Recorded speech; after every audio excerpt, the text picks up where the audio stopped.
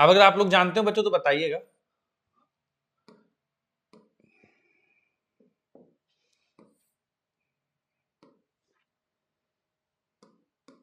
Thermodynamics का ही है। हाँ, थर्मोडायनेमिक्स का ही है। अभी बच्चों एसएचएम शुरू करेंगे, बस थोड़ा सा छोटे छोटे कुछ टर्म्स हैं जो मैं आप लोगों के साथ डिस्कशन कर देता हूँ। तो एक तो जैसे ये टर्म हम लोग पढ़ते हैं, ठीक है, आप लोग बताइएगा अगर आप लोग जानते हो इनके बारे में।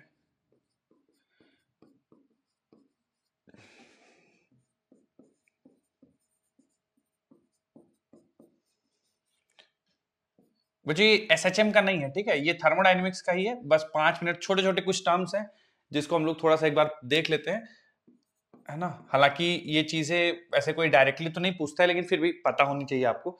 तो बच्चों ये 3 टाइप के सिस्टम होते हैं, open system, close system, isolated system. आप लोगों ने पढ़ा है कभी, थोड़ा बहुत जानते हो क्या इनके बारे में कि sir open yes system. Sir. हाँ, यस सर। बताइए। सर ओपन सिस्टम वो जिसमें से हीट ट्रांसफर हो सकती है। मास और एनर्जी दोनों का सर एक्सचेंज होता है। बिल्कुल बिल्कुल, heat and mass both can be exchanged, बिल्कुल सही बात। Yes sir. Both can be exchanged, बहुत बढ़िया बच्चों, एकदम सही है ना। ऐसे सिस्टम जिसमें हीट और मास दोनों का एक्सचेंज होता है वो कहलाता यस है सर। Open system. कोई एग्जांपल देंगे बच्चों डे टू डे लाइफ या कोई भी एग्जांपल कि सर ये प्रोसेस हो रहा है, इसमें जो सिस्टम है ये ओपन सिस्टम है। कोई भी दिमाग में अगर आ रहा हो आपके एग्जांपल। सर कप के अंदर चाय। हाँ हाँ, बिल्कुल बिल्कुल, एब्सोल्युटली। कप में चाय, आप जैसे मान लीजिए आप चाय उबाल रहे हैं या पानी उबाल रहे हैं, कुछ भी ऐसा बॉइलिंग कर रहे हैं, तो हीट ट्रांसफर हो रही है और वेपर के फॉर्म में बाहर भी जा रही है ना। तो ये देखिए यस सर। ये ओपन सिस्टम है, क्योंकि हीट और मास दोनों ट्रांसफर हो रहे हैं, बिल्कुल सही बात है। क्लोज सिस्टम में बच्चों क्या होगा, ये तो आप लोग बहुत बढ़िया खाली एक्सप्लेन हीट का किए। हाँ, होता हूँ का नहीं होता। नहीं समझ में आया आपकी बात, क्या कह रहे हैं। सर हीट का एक्सचेंज होता है बस, इसमें मास का नहीं होता। बिल्कुल, हीट एक्सचेंज होता है, मास एक्सचेंज नहीं होता। हीट एक्सचेंज होता है, नो मास एक्सचेंज। कोई एग्जांपल इसका देना चाहें। सर जैसे ये जो कुकर इसमें कप क्लोज के अंदर करके कुछ बनाए। हाँ, कुकर क्लोज करके बनाए तो वहां पे हीट, बिल्कुल सही है। आप कुकर ऐसा पूरा एयर टाइट कुकर है, हम ऐसा मान रहे हैं कि अभी सीटी नहीं आई है और इसको आपने रख दिया है, तो हीट ट्रांसफर हो रहा है पर मास ट्रांसफर नहीं हो रहा है। क्लोज सिस्टम का एग्जांपल हो गया, वेरी गुड। आइसोलेटेड में बच्चों क्या होगा, what do you mean by isolated system. इसके अंदर हीट और मास दोनों का एक्सचेंज नहीं होता। वेरी गुड, नो इसका हीट। एक्सचेंज नहीं होगा सर, एडियाबैटिक की तरह, आइडियल एडियाबैटिक की तरह। बिल्कुल, नो हीट नो मास एक्सचेंज, ना ही हीट एक्सचेंज होगा ना ही मास एक्सचेंज होगा। कोई एग्जांपल बच्चों इसका आप लोग देना चाहें, नो हीट नो मास एक्सचेंज का। Thermos flask. हाँ बिल्कुल, थर्मस। वो बच्चों हम लोग नहीं कभी ट्रैवलिंग में जाते हैं तो एक ऐसा थर्मस लेते हैं जिसमें चाय डाल दो तो गर्म रहता है, पानी डालेंगे तो ठंडा रहता है। तो जहां पे हीट और मास दोनों का ट्रांसफर ना हो तो वो कहलाता है आइसोलेटेड सिस्टम। देखिए अगर आपको कोई दिक्कत नहीं है, आपको पहले से पता है ये चीजें, तो आपको लिखने की कोई जरूरत नहीं है। अगर आप पहले से जानते हैं या केमिस्ट्री में एक बार लिख चुके हैं तो आपको वापस से लिखने की कोई जरूरत नहीं है। आप में से किसी को लग रहा है कि पहली बार देख रहे हैं तो फटाफट से नोट कर लीजिए, बाकी अगर आप पहले लिख चुके हैं तो कोई दिक्कत नहीं है।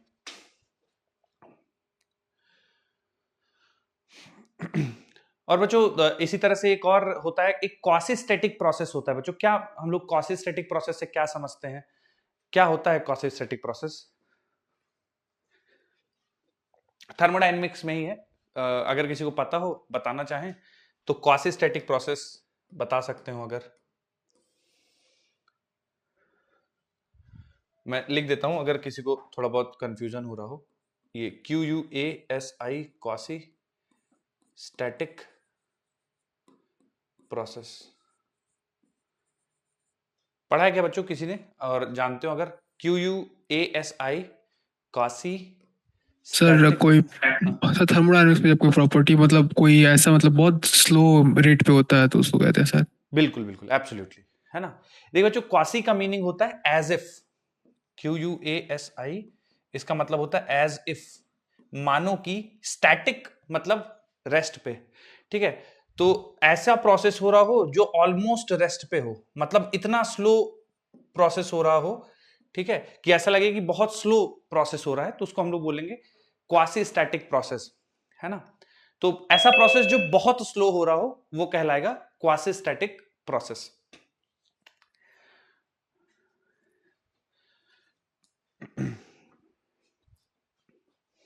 ऐसा प्रोसेस जो बहुत स्लो हो रहा हो उसको बोलेंगे हम लोग क्वासी स्टैटिक प्रोसेस, मतलब हर स्टेट पे इक्विलिब्रियम है। Quasi static process, very very slow process.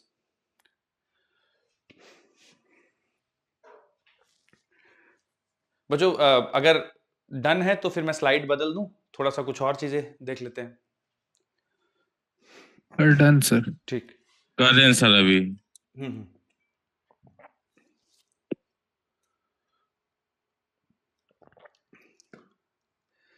और बच्चों रिवर्सिबल इरिवर्सिबल में अगर अंतर बताना चाहें कि रिवर्सिबल प्रोसेस क्या होता है, इरिवर्सिबल क्या होता है, क्या डिफरेंस?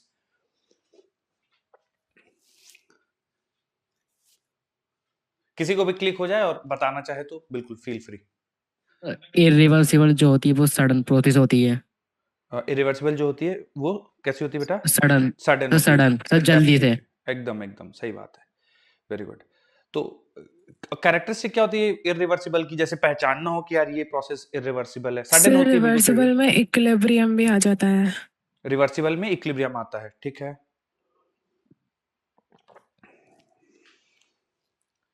सर रिवर्सिबल में जो है वो बहुत स्लो स्टेप्स में होता है प्रोसेस, और हर Very एक good. स्टेप पे जो सिस्टम है वो इक्विलिब्रियम में माना जाता है। वेरी गुड, वेरी गुड, बहुत और बढ़िया। इरिवर्सिबल सडन प्रोसेस होता है और इनिशियल और फाइनल स्टेट में ही इक्विलिब्रियम में होता है। ओके, फेयर इनफ, ठीक है,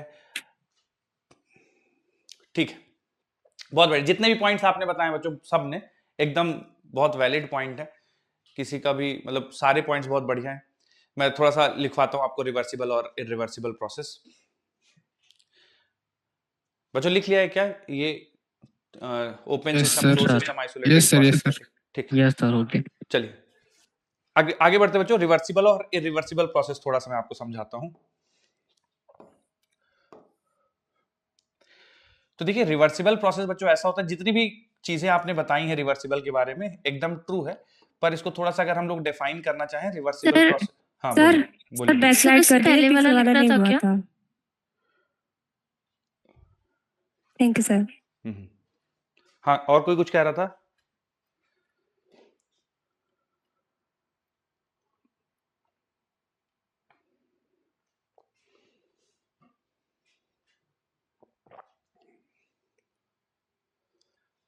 बच्चों इसका आप ये मत समझ लीजिएगा आइसोलेटेड का एग्जांपल है क्वासी स्टैटिक। क्वासी स्टैटिक एकदम डिफरेंट, मतलब अलग सेगमेंट है ये, ठीक है। इससे इसका कोई मतलब नहीं है, ये अलग चीज है और क्वासी स्टैटिक अलग है process.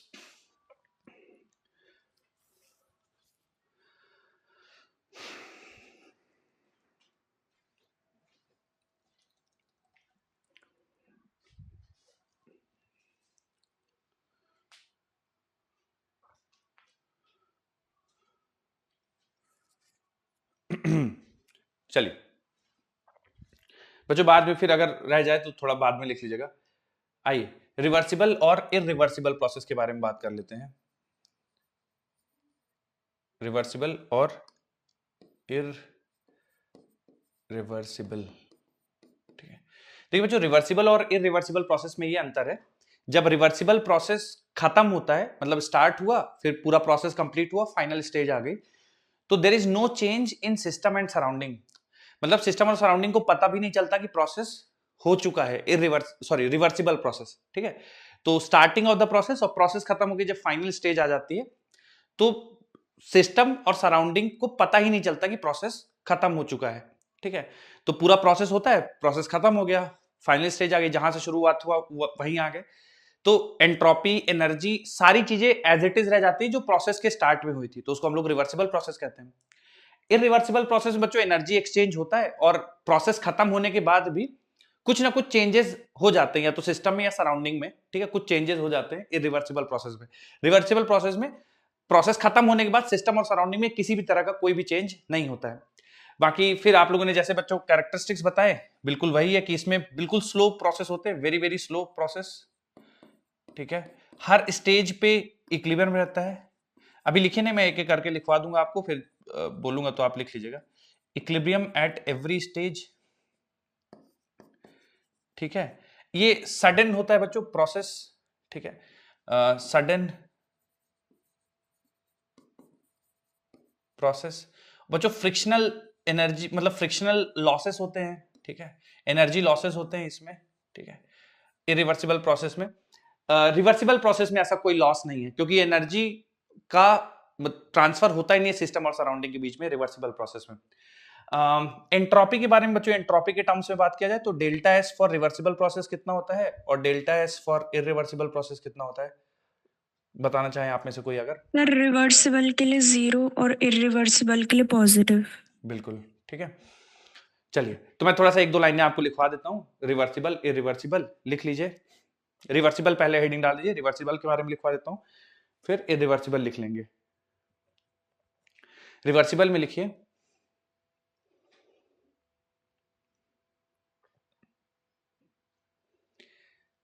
system and surrounding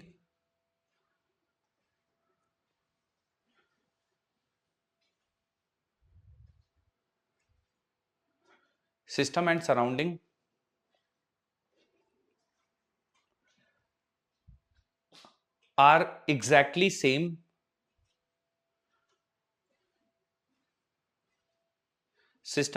and surrounding are exactly same system and surrounding are exactly same at the starting and ending of process। Reversible में बोल रहा हूं बच्चों, system and surrounding are exactly same at the starting and the ending of the process. Sir at the के बाद क्या है? System and surrounding are exactly same at the starting and ending of the process।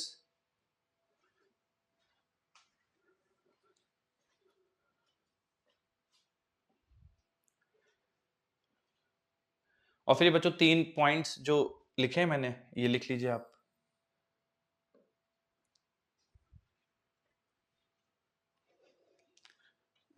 Reversible process में system and surrounding are exactly same at the starting and ending of the process.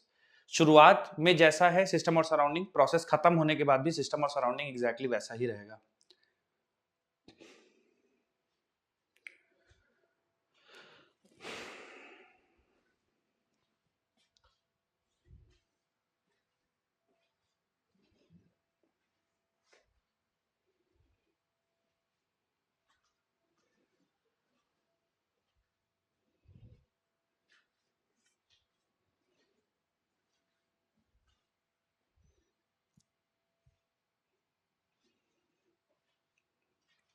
Irreversible में लिखिए बच्चों,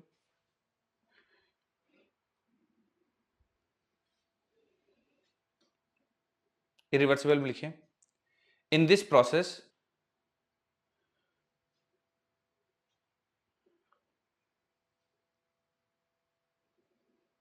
there is in this process there is exchange। irreversible में लिखिएगा in this process there is exchange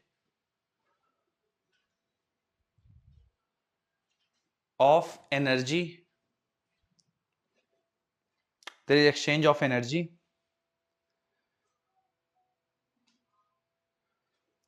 and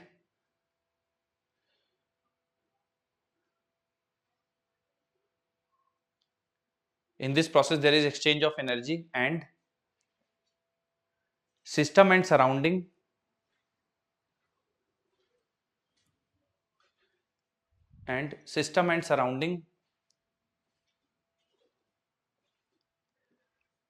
are not same,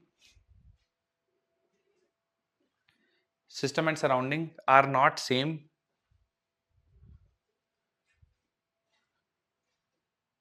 system and surrounding are not same at the starting and ending of process। system and surrounding are not same at the starting and ending of process।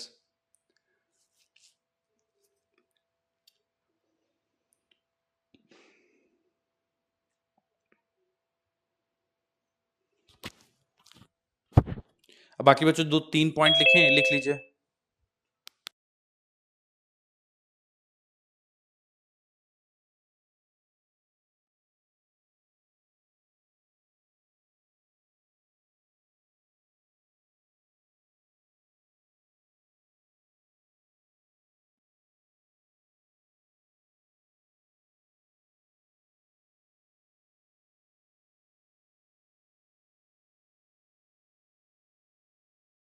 Done sir. अगली heading डालिए बच्चों, Carnot cycle. अगली heading डाल दीजिए, Carnot cycle.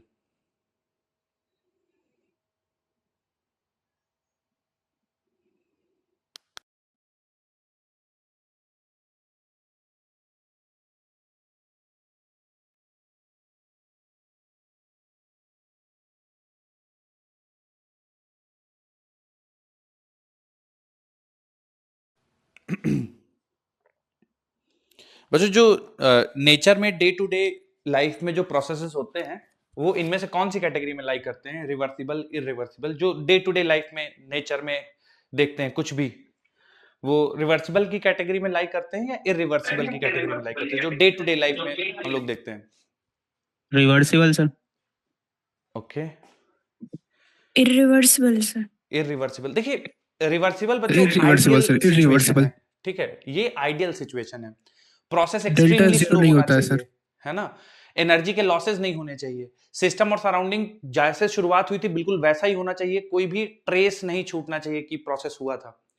तो ये बहुत ध्यान से कराया जाता है ये प्रोसेस, है ना। आपको सिचुएशन क्रिएट करनी पड़ेगी रिवर्सिबल के लिए, ठीक है। जो डे टू डे लाइफ में हम प्रोसेसेस करते हैं वो सारे के सारे इस कैटेगरी में लाइक करते हैं, इरिवर्सिबल प्रोसेस, है ना। सब में एंट्रोपी आपकी बढ़ेगी। चलिए हाँ, कार्नोट साइकिल बच्चों थोड़ा सा बात कर लेते हैं, ठीक है। तो कार्नोट साइकिल में हम लोगों ने हालांकि सवाल काफी कर लिए, मैं थोड़ा सा आपको इंफॉर्मेशन दूंगा इसमें, जितने भी प्रोसेसेस होते हैं उनके बारे में जानकारी थोड़ा सा इकट्ठा करेंगे, ठीक है। तो बच्चों एक मान लीजिए कि आइडियल गैस है, कंटेनर में मतलब सिलेंडर पिस्टन अरेंजमेंट में एक आइडियल गैस को रखा गया है और उसको कुछ सीरीज ऑफ प्रोसेस से गुजारते हैं, उसी को हम लोग कार्नोट साइकिल कहते हैं। इंपॉर्टेंट क्यों है पढ़ना? क्योंकि ये जो साइकिल है इसकी मैक्सिमम एफिशिएंसी आती है, ठीक है, तो इसको पढ़ना इसलिए जरूरी है। ये जो इंजन जो कार्नोट साइकिल पे बेस्ड होगा उसमें एफिशिएंसी मैक्सिमम आएगी, इसलिए इसको पढ़ना है। तो मान लीजिए बच्चों की कोई गैस है, आपने initial pressure P1 V1 T1 से शुरू किया, ठीक है, और फिर आइसोथर्मल एक्सपेंशन हुआ, पॉइंट बी पे पहुंच गए, ठीक है, आइसोथर्मल एक्सपेंशन। फिर एडियाबैटिक एक्सपेंशन, ठीक है, पॉइंट सी। फिर सी से डी आइसोथर्मल कंप्रेशन, सी से डी आइसोथर्मल कंप्रेशन, और फिर डी से ए एडियाबैटिक कंप्रेशन, ठीक है। तो ए से बी ये आपका isothermal expansion, then adiabatic expansion, isothermal compression and then adiabatic compression, ठीक है। अब बच्चों अगर हमें इस पूरे इंजन की ये जो साइकिल है इसकी अगर एफिशिएंसी निकालनी हो तो बच्चों थोड़ा सा मदद करिए, आप लोग बताइए एफिशिएंसी का, लॉजिकली सोच के बताइए मुझे फॉर्मूला क्या होगा एफिशिएंसी का। जैसे हमें इस साइकिल की एफिशिएंसी निकालनी है तो कैसे निकाल सकते हैं इस साइकिल की एफिशिएंसी? किसी के भी दिमाग में कुछ आ रहा हो कि एफिशिएंसी निकालना है, ठीक है, किसी भी साइकिल की या किसी भी चीज की आप एफिशिएंसी कैसे निकालते हैं? तो बच्चों कोई बताना चाहे आप में से कि इसकी एफिशिएंसी कैसे निकालेंगे? फॉर्मूला नहीं, बस बेसिक बताइए कि सर ये ऐसा करके ऐसे डिवाइड कर देंगे तो कोई बताना चाहे आप में से? चलिए मैंने वैसे बताया था बच्चों आपको कि हीट अच्छा हीट इंजन की एफिशिएंसी मैंने कैसे आपको बेसिक डिफाइन करी थी। Heat engine output upon input से कर देंगे sir. Output upon input. Very good. तो बच्चों कुल मिला के कितना आपको वर्क मिला, ठीक है, ये पूरी साइकिल खत्म हुई, ए से बी गए, बी से सी गए, सी से डी गए, डी से ए गए, ये पूरी साइकिल खत्म हुई। इस पूरे साइकिल के बाद कितना वर्क मिला डिवाइडेड बाय क्या रखना चाहिए बच्चों? अगर एफिशिएंसी निकाली कितना वर्क मिला डिवाइडेड बाय क्या? सप्लाई कितना दिया इनपुट जितना हीट इनपुट है, ठीक है, जितने हमने साइकिल में हीट को इनपुट किया उसके बदले में हमें कितना वर्क मिला, ये एफिशिएंसी कहलाएगी, ठीक है। तो अब जैसे ए से बी प्रोसेस है बच्चों, तो यहां पे देखिए आइसोथर्मल प्रोसेस है तो डेल्टा यू की वैल्यू 0 हो जाएगी ए से बी के लिए, ठीक है। क्यों बच्चों ए से बी के लिए डेल्टा यू 0 क्यों है? ए से बी के लिए टेम्परेचर कांस्टेंट है। Temperature constant. और बच्चों वर्क डन इस प्रोसेस के लिए कितना हो जाएगा? एन आर T1, मान लीजिए T1 टेम्परेचर पे था तो N R T1 ln volume जो भी बी पे है डिवाइडेड बाय वॉल्यूम एट ए, इतना वर्क डन हो जाएगा इस प्रोसेस में। ठीक है, सिस्टम इतना वर्क करेगा, वॉल्यूम एक्सपैंड कर रहा है, ठीक है, और जो हीट इनपुट आप करेंगे डेल्टा क्यू वो W के ही बराबर होगी, जितना आपने वर्क डन किया उतना ही हीट आपको सप्लाई करनी पड़ेगी। आइसोथर्मल प्रोसेस है। एडियाबेटिक प्रोसेस के लिए बच्चों डेल्टा क्यू का वैल्यू कितना हो जाएगा? B से C एडियाबेटिक प्रोसेस है, डेल्टा क्यू का वैल्यू कितना होगा? 0। वेरी गुड, है ना। और एडियाबेटिक प्रोसेस के लिए बच्चों वर्क डन अगर हम लोग लिखना चाहे, मान लीजिए मैं टेम्परेचर के टर्म्स में लिखना चाहता हूं वर्क डन, कि टेम्परेचर B पे मुझे पता है, हाँ बोलिए बोलिए, NR delta T NR delta T divided by 1 minus gamma 1 minus gamma. जो एडियाबेटिक प्रोसेस का वर्क डन हो जाएगा, हीट एक्सचेंज यहाँ पे 0 है, तो AB प्रोसेस का वर्क डन, BC प्रोसेस का वर्क डन, फिर CD प्रोसेस आइसोथर्मल प्रोसेस है, तो इसके लिए फिर से आप लिख देंगे, अच्छा यहाँ पे जो वर्क डन होगा वही चेंज इन इंटरनल एनर्जी हो जाएगी, ठीक है। आइसोथर्मल प्रोसेस के लिए चेंज इन इंटरनल एनर्जी 0 हो जाएगी, ठीक है। वर्क डन फिर से लिख देंगे nRT ln volume at D divided by volume at C, ठीक है। ये वर्क डन होगा, जितना वर्क डन होगा उतना ही हीट सप्लाइड होगा, क्योंकि इंटरनल एनर्जी 0 है। dq बराबर du प्लस dw, ठीक है। अच्छा यहाँ पे बच्चों एक चीज ध्यान रखिएगा कि जो वर्क डन होगा माइनस ऑफ डेल्टा यू के बराबर होगा, क्योंकि डेल्टा क्यू 0 है, तो डेल्टा यू प्लस डब्ल्यू बराबर 0, तो ठीक है। एडियाबेटिक प्रोसेस फिर से यहाँ पे हीट एक्सचेंज 0 हो जाएगा, ठीक है। वर्क डन एडियाबेटिक प्रोसेस के लिए फिर से यहाँ पे लिखेंगे तो nr delta T divide by 1 minus gamma, ठीक है। तो इस पूरे प्रोसेस में A से B, B से C, C से D, D से A, चूंकि दो प्रोसेस एडियाबेटिक हैं, एक तो B से C और एक D to A, ये एडियाबेटिक है, इसमें हीट एक्सचेंज 0 है सिस्टम और सराउंडिंग के बीच में। जो A से B है उसमें आपने हीट दिया है, और C से D इसमें कुछ आपको हीट मिलेगी क्योंकि वर्क डन नेगेटिव है, कंप्रेशन हो रहा है। तो इस वाले A से B में आपने कुछ हीट इनपुट की होगी, ठीक है, और कुछ यहां से हीट बाहर गई होगी, Q आउट, ठीक है। तो जब हम वर्क डन लिखते हैं तो वर्क डन होगा, हमें पूरे प्रोसेस का वर्क डन लिखना पड़ेगा, मतलब A से B में कितना वर्क हुआ, B से C में कितना हुआ, C से D में कितना हुआ, D से A में कितना हुआ, तो टोटल वर्क डन आप निकालेंगे, ठीक है। तो वर्क डन होगा मतलब A से B plus BC plus CD plus DA, इन सब का वर्क डन डिवाइडेड बाय कितनी हीट इनपुट हमारा रहेगा। तो देखिए C से D में तो हीट रिजेक्ट होगी इस वाले प्रोसेस में, तो इसको नहीं काउंट करना, जितनी हीट आपने इनपुट, जितना आपने एनर्जी इनपुट किया है वो आपको लिखना पड़ेगा Q इनपुट, ठीक है। जब आप इस पूरी चीज को सॉल्व करेंगे बच्चों, मैं पूरा डेरिवेशन में नहीं जाएंगे, ठीक है, जब इस पूरी चीज को आप सॉल्व करेंगे तो एफिशिएंसी आ जाती है 1 minus temperature lower divide by temperature higher, ठीक है। टेम्परेचर लोअर होता है सिंक का टेम्परेचर होती है, और T हायर होता है सोर्स का टेम्परेचर या रिजर्वायर का टेम्परेचर, जहां से ये इंजन हीट लेता है, ठीक है। तो इस पूरी चीज को सॉल्व करने के बाद जो एफिशिएंसी आ जाती है 1 माइनस TL अपॉन TH आ जाता है, ठीक है। अब यही जो कार्नोट साइकिल है इसकी एफिशिएंसी मैक्सिमम होती है, ठीक है। अभी मैं कार्नोट थ्योरम आपको करके पढ़ाऊंगा, लिखाएंगे स्टेटमेंट। तो ये जो साइकिल है, अगर यही साइकिल हीट इंजन में यूज हो रही है, हर बार जरूरी नहीं कि यही साइकिल यूज हो, ठीक है, लेकिन आपके लिए जो सवाल आएंगे उसमें यही साइकिल यूज होगा, ठीक है। तो आप एफिशिएंसी को हमेशा हीट इंजन की ऐसा लिख सकते हैं। बाकी हीट इंजन की एफिशिएंसी बच्चों आप लोग को याद है कि work done divided by heat input, ठीक है, ये आया था फॉर्मूला। फिर यहां से ये फॉर्म में इसलिए चेंज हो गया था क्योंकि हम ये मान के चलते हैं कि जो हीट इंजन है वो कार्नोट साइकिल को फॉलो करता है, तो इसलिए ये वाला फॉर्म इसमें बदल गया था। जैसे आप लोग को याद हो तो हम लोगों ने ऐसा कुछ लिखा था Q1 अपॉन Q2 बराबर TL अपॉन TH, ठीक है। तो ये क्यों लिख पाते हैं, ये मान के कि कार्नोट साइकिल है, ठीक है। तो क्या सर हमें ऐसा सवाल आ सकता है जिसमें कार्नोट साइकिल ना हो? नहीं, ऐसा नहीं है, ठीक है। आप हर बार आपको ये मिलेगा कि heat engine Carnot cycle, reversible Carnot cycle को यूज कर रहा है, तो आप हर बार ये formula 1 minus TL upon TH लगा सकते हैं। ये एफिशिएंसी है कार्नोट साइकिल की, ठीक है, ओके। रेफ्रिजरेटर में भी कई बार कार्नोट साइकिल का हम लोग, है ना, जब रेफ्रिजरेटर का डिराइव किया था तो हम लोगों ने कोफिशिएंट ऑफ परफॉर्मेंस पढ़ा था, ठीक है। तो थोड़ा सा मदद करिए मुझे, कोफिशिएंट ऑफ परफॉर्मेंस मैंने आपको क्या बताया था रेफ्रिजरेटर के लिए, बताइए जल्दी से। Q1 over W, Q1 over W, ठीक है। तो रिजर्वायर से हीट निकालने के लिए कितना वर्क करना पड़ेगा, ये कोफिशिएंट ऑफ परफॉर्मेंस है। फिर इसको भी बच्चों हम लोगों ने डिराइव कर दिया था कुछ इस फॉर्म में, देखिएगा गलत लिखो तो सही करवा दीजिएगा।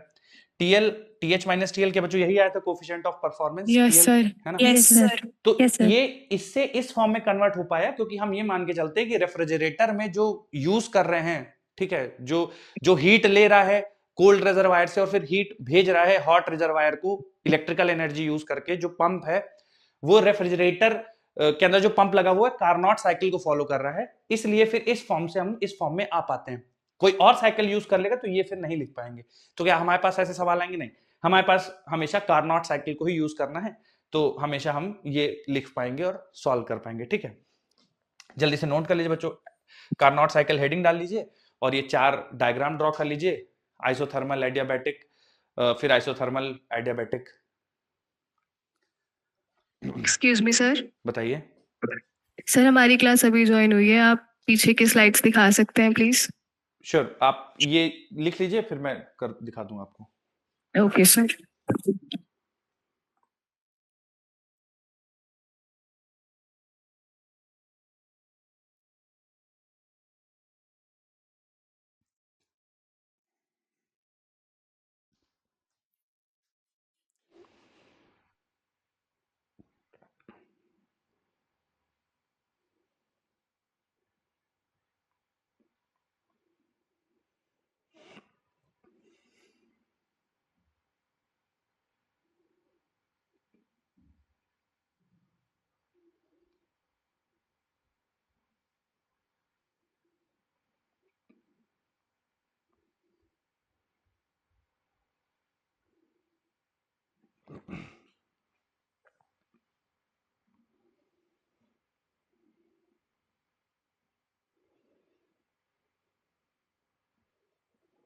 आंसर।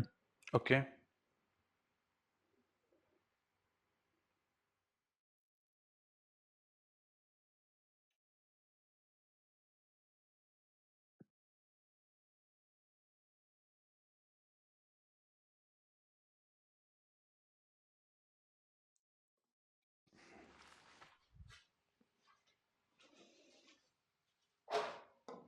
इसकी हेडिंग पड़ेगी बच्चों कार्नोट साइकिल।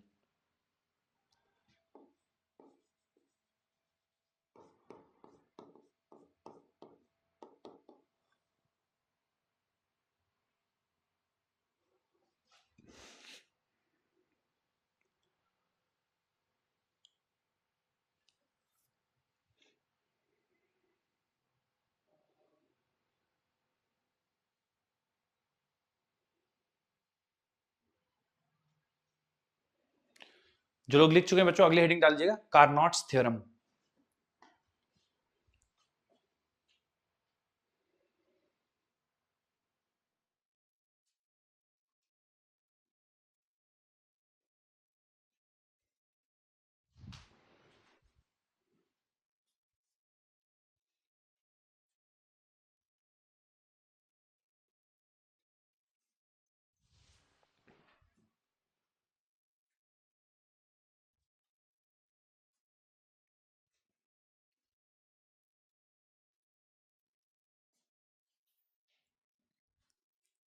कोई बताना चाहेगा बच्चों कार्नोट्स थ्योरम? आप में से कोई एक्सप्लेन करना चाहे कार्नोट्स थ्योरम?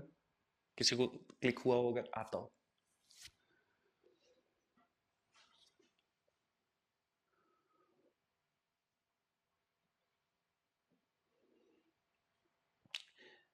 ठीक है बच्चों, कार्नोट साइकिल जो कार्नोट्स थ्योरम है एक तरह से ये यही बता रहे हैं कि ये जो इंजन है जो कार्नोट साइकिल पे बेस्ड है, इससे ज्यादा एफिशिएंसी किसी भी इरिवर्सिबल इंजन की नहीं हो सकती। ये जो एफिशिएंसी आ रही है यही बेस्ट है। अगर आप टीएल और टीएच को ना चेंज करें, मतलब सोर्स और सिंक टेम्परेचर को ना चेंज करें, तो कोई भी इंजन नहीं बना सकते आप जिसकी एफिशिएंसी इससे ज्यादा हो। ठीक है, यही कार्नोट्स थ्योरम है। तो अगर आप लोग रेडी हो तो मैं बोल देता हूं स्टेटमेंट। लिखिए, हेडिंग पड़ जाएगी कार्नोट्स थ्योरम। लिखिए, no no no no irreversible no irreversible no irreversible no irreversible engine no irreversible engine no irreversible engine can have no irreversible engine can have no irreversible engine can have efficiency no irreversible engine can have efficiency more than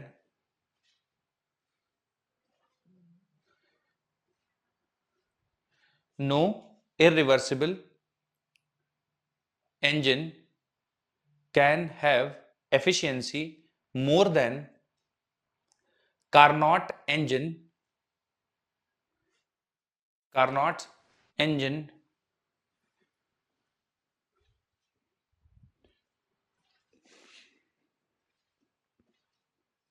बस यही Carnot's theorem है कि जो Carnot cycle की efficiency है यही best है, इससे ऊपर किसी भी इरिवर्सिबल इंजन की एफिशिएंसी नहीं हो सकती, क्योंकि इसमें उन्होंने कोई फ्रिक्शनल लॉसेस माने नहीं है, रिवर्सिबल प्रोसेस मान के करा है, तो कहीं पे भी फ्रिक्शन के लॉसेस नहीं है, कहीं पे भी एनर्जी के लॉसेस नहीं, बल्कि डे टू डे लाइफ में जो भी हमारे इंजन है उन सब में कुछ ना कुछ लॉसेस होंगे। ठीक है, बस बच्चों इतना ही था। अब मेन हेडिंग डाल दीजिए सिंपल हार्मोनिक मोशन। और इससे पहले मैंने 2 स्लाइड्स पढ़ाई हैं, जो लोग लेट ज्वाइन किए थे।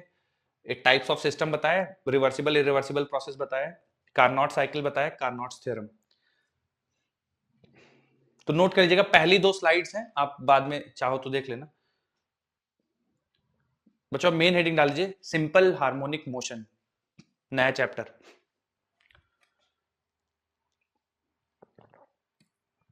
और शुरुआत का बच्चों डिस्कशन में आप लोगों से पूछूंगा, तो आप लोग को बताना पड़ेगा, क्योंकि बिल्कुल ऐसा नहीं कि कोई नई चीज है जो आप नहीं जानते हो वो पढ़ने वाले हैं, ये ऑलरेडी आप लोग थोड़ा बहुत जानते हो सिंपल हार्मोनिक मोशन के बारे में। तो मैं कुछ सवाल आपसे पूछूंगा, आप लोग आंसर देने की कोशिश करना। दंगल नहीं करा रहे? दंगल मना किया था ना तुम लोगों ने, चलो अब वैसे यस भी सर, अगले सैटरडे को सर, अगले सैटरडे। अगले सैटरडे को करा देंगे, क्योंकि तुम लोग का ठीक है। पेपर अगले संडे को है, तो उसी समय कराएंगे। चलिए, ठीक है। पीरियोडिक मोशन बच्चों आप लोगों को बताना पड़ेगा, पीरियोडिक मोशन क्या होता है, जल्दी से कोई बता दे, जानते तो होगे आप सारे। सर ऐसा मोशन जो एक टाइम पीरियड के बाद रिपीट हो रहा है। बिल्कुल। एक और regular ऑसिलेटरी pattern। मोशन बच्चों आप में से कोई बताना चाहे। एक तो पीरियोडिक मोशन बिल्कुल सही है, ऐसा मोशन जो एक पर्टिकुलर टाइम के बाद खुद को रिपीट करे वो पीरियोडिक मोशन कहलाता है। सर ऑसिलेटरी Oscillation मोशन भी मतलब एक सर अपने पीरियडिक mean मोशन है, बट position को बार-बार उसके repeat अंदर का करता है। पार्ट है जो ट्रो और फ्रो मोशन कर रहा है, टू और फ्रो मोशन। बिल्कुल, देखिए रिपीट अबाउट सर मीन, हाँ बोलिए बोलिए क्या कह रहे हैं।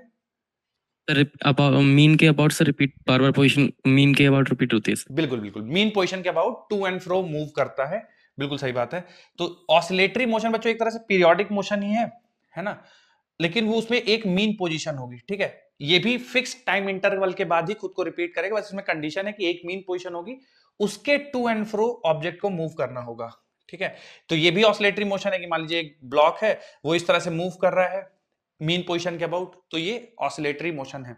या फिर आप ऐसा एक थ्रेड से एक पार्टिकल को ऐसा टाई कर दें और ऐसा रिलीज कर दीजिए, है ना, ये सेंटर है, और आप पत्थर को बांध दीजिए धागे से और रिलीज कर दीजिए, तो ये उसका मेन पोजीशन हो गया। हम ऐसा मान रहे हैं कि एनर्जी कहीं पे भी लूज नहीं होगी, वो लगातार ऐसा ऑसिलेट करता रहेगा, ठीक है, मीन पोजीशन के अबाउट, तो ये ऑसिलेटरी मोशन का एग्जांपल है। तो ऑसिलेटरी मोशन भी एक तरह से पीरियोडिक मोशन है, बस इसमें मीन पोजीशन एक होगी जिसके to and fro object move करेगा। बहुत बढ़िया, ठीक है, पीरियोडिक मोशन, ऑसिलेटरी मोशन, और लास्ट में आता है सिंपल हार्मोनिक मोशन। तो इसके में बारे में बच्चों अगर कुछ आप लोग बोलना चाहें सिंपल हार्मोनिक मोशन के बारे में। इसमें सर, मीन ये पोजीशन small- के अबाउट होता है, बट इसका एम्पलीट्यूड बहुत छोटा होता है। हाँ सर, एम्पलीट्यूड बहुत छोटा होता है सर, एनर्जी कंजर्व होती है सर इसमें, और फ्रीक्वेंसी सर हाई होती है, ओके, एंड ये बस इतना ही सर। नहीं बढ़िया। ये भी एक ऑसिलेटरी मोशन ही है एक प्रकार का। हाँ, सिंपल हार्मोनिक मोशन बच्चों इसी का सब केस है, मतलब जो ऑसिलेटरी मोशन है वैसा ही सिंपल हार्मोनिक मोशन है, बस इसमें एक है कि सिंपलेस्ट वाइब्रेशन की होता है ऑसिलेटरी मोशन, मतलब जो पार्टिकल मूव करेगा वो मीन पोजीशन के about to and fro move करेगा, बिल्कुल सही बात है, but it will move on a straight line, ठीक है।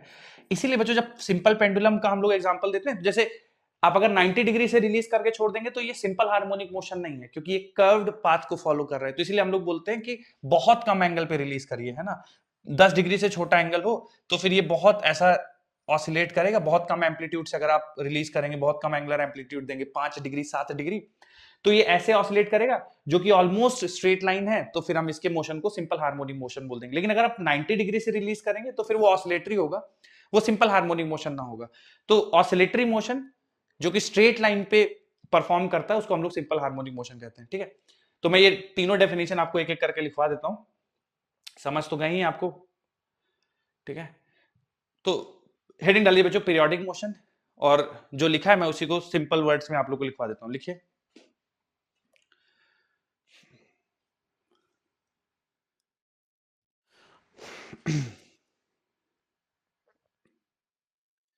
Motion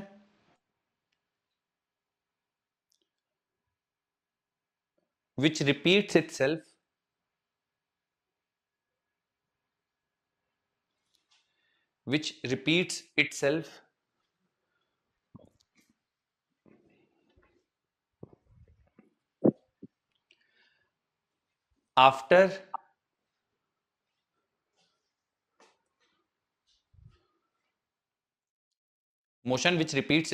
after constant interval of time, after constant interval of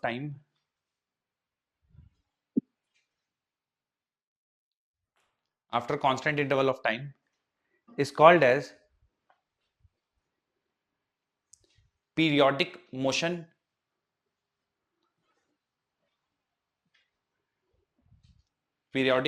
और harmonic motion.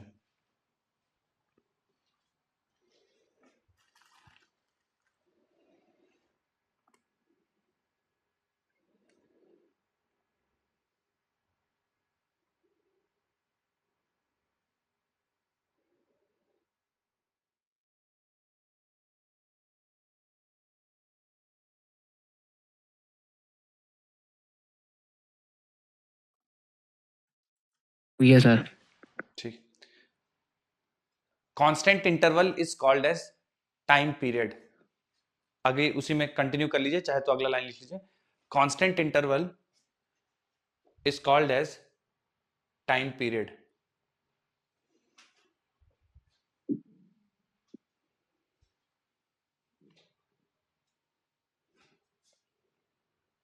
Constant interval is called as time period.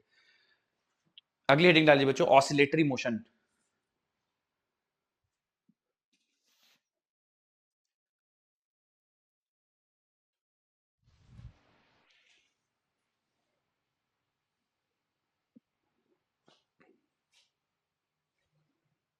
लिखिए इसमें ऑसिलेटरी मोशन में लिखिए बच्चों periodic motion,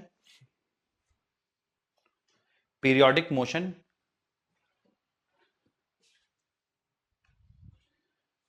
periodic motion taking place, periodic motion taking place, periodic motion taking place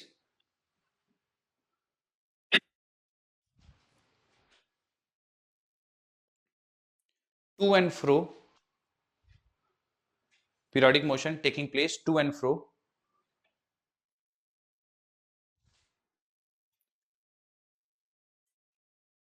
about fixed point, about fixed point। Sir taking place के बाद क्या है? हाँ, periodic motion taking place to and fro, to and fro ये लिखा हुआ है, to and fro, periodic motion taking place to and fro about a fixed point. बच्चों अबाउट अ फिक्स्ड पॉइंट के ब्रैकेट में लिख लीजिएगा मीन पोजीशन, फिक्स्ड पॉइंट को ही मीन पोजीशन कहते हैं। To and fro about fixed point, fixed point के bracket में लिख लीजिएगा मीन पोजीशन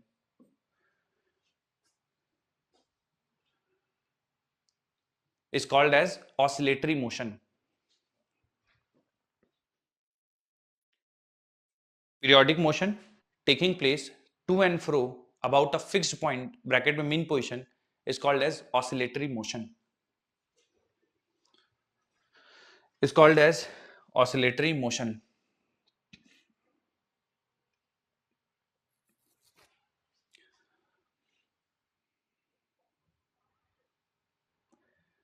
अगली हेडिंग डाल लीजिए बच्चों, SHM, सिंपल हार्मोनिक मोशन।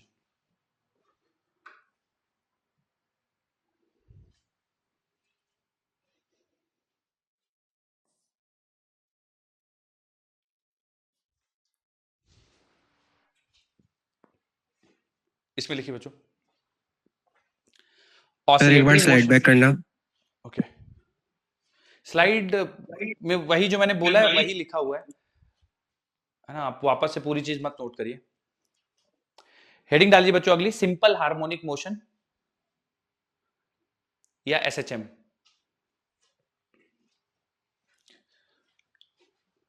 तो बच्चों SHM के बारे में बोल रहा हूं मैं, लिखिए oscillatory motion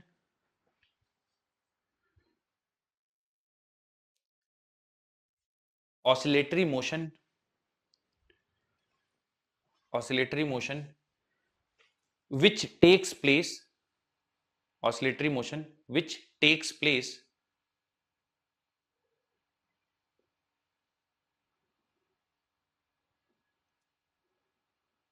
oscillatory motion which takes place on straight line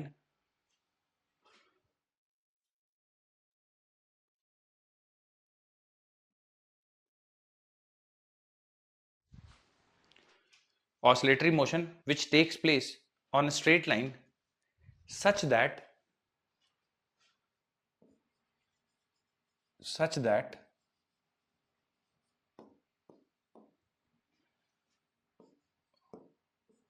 f is directly proportional to x, such that f directly proportional to x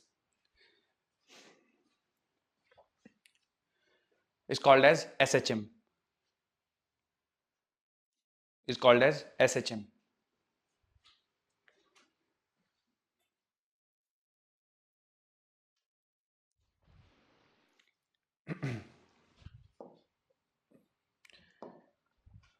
Such that f directly proportional to x is called as SHM.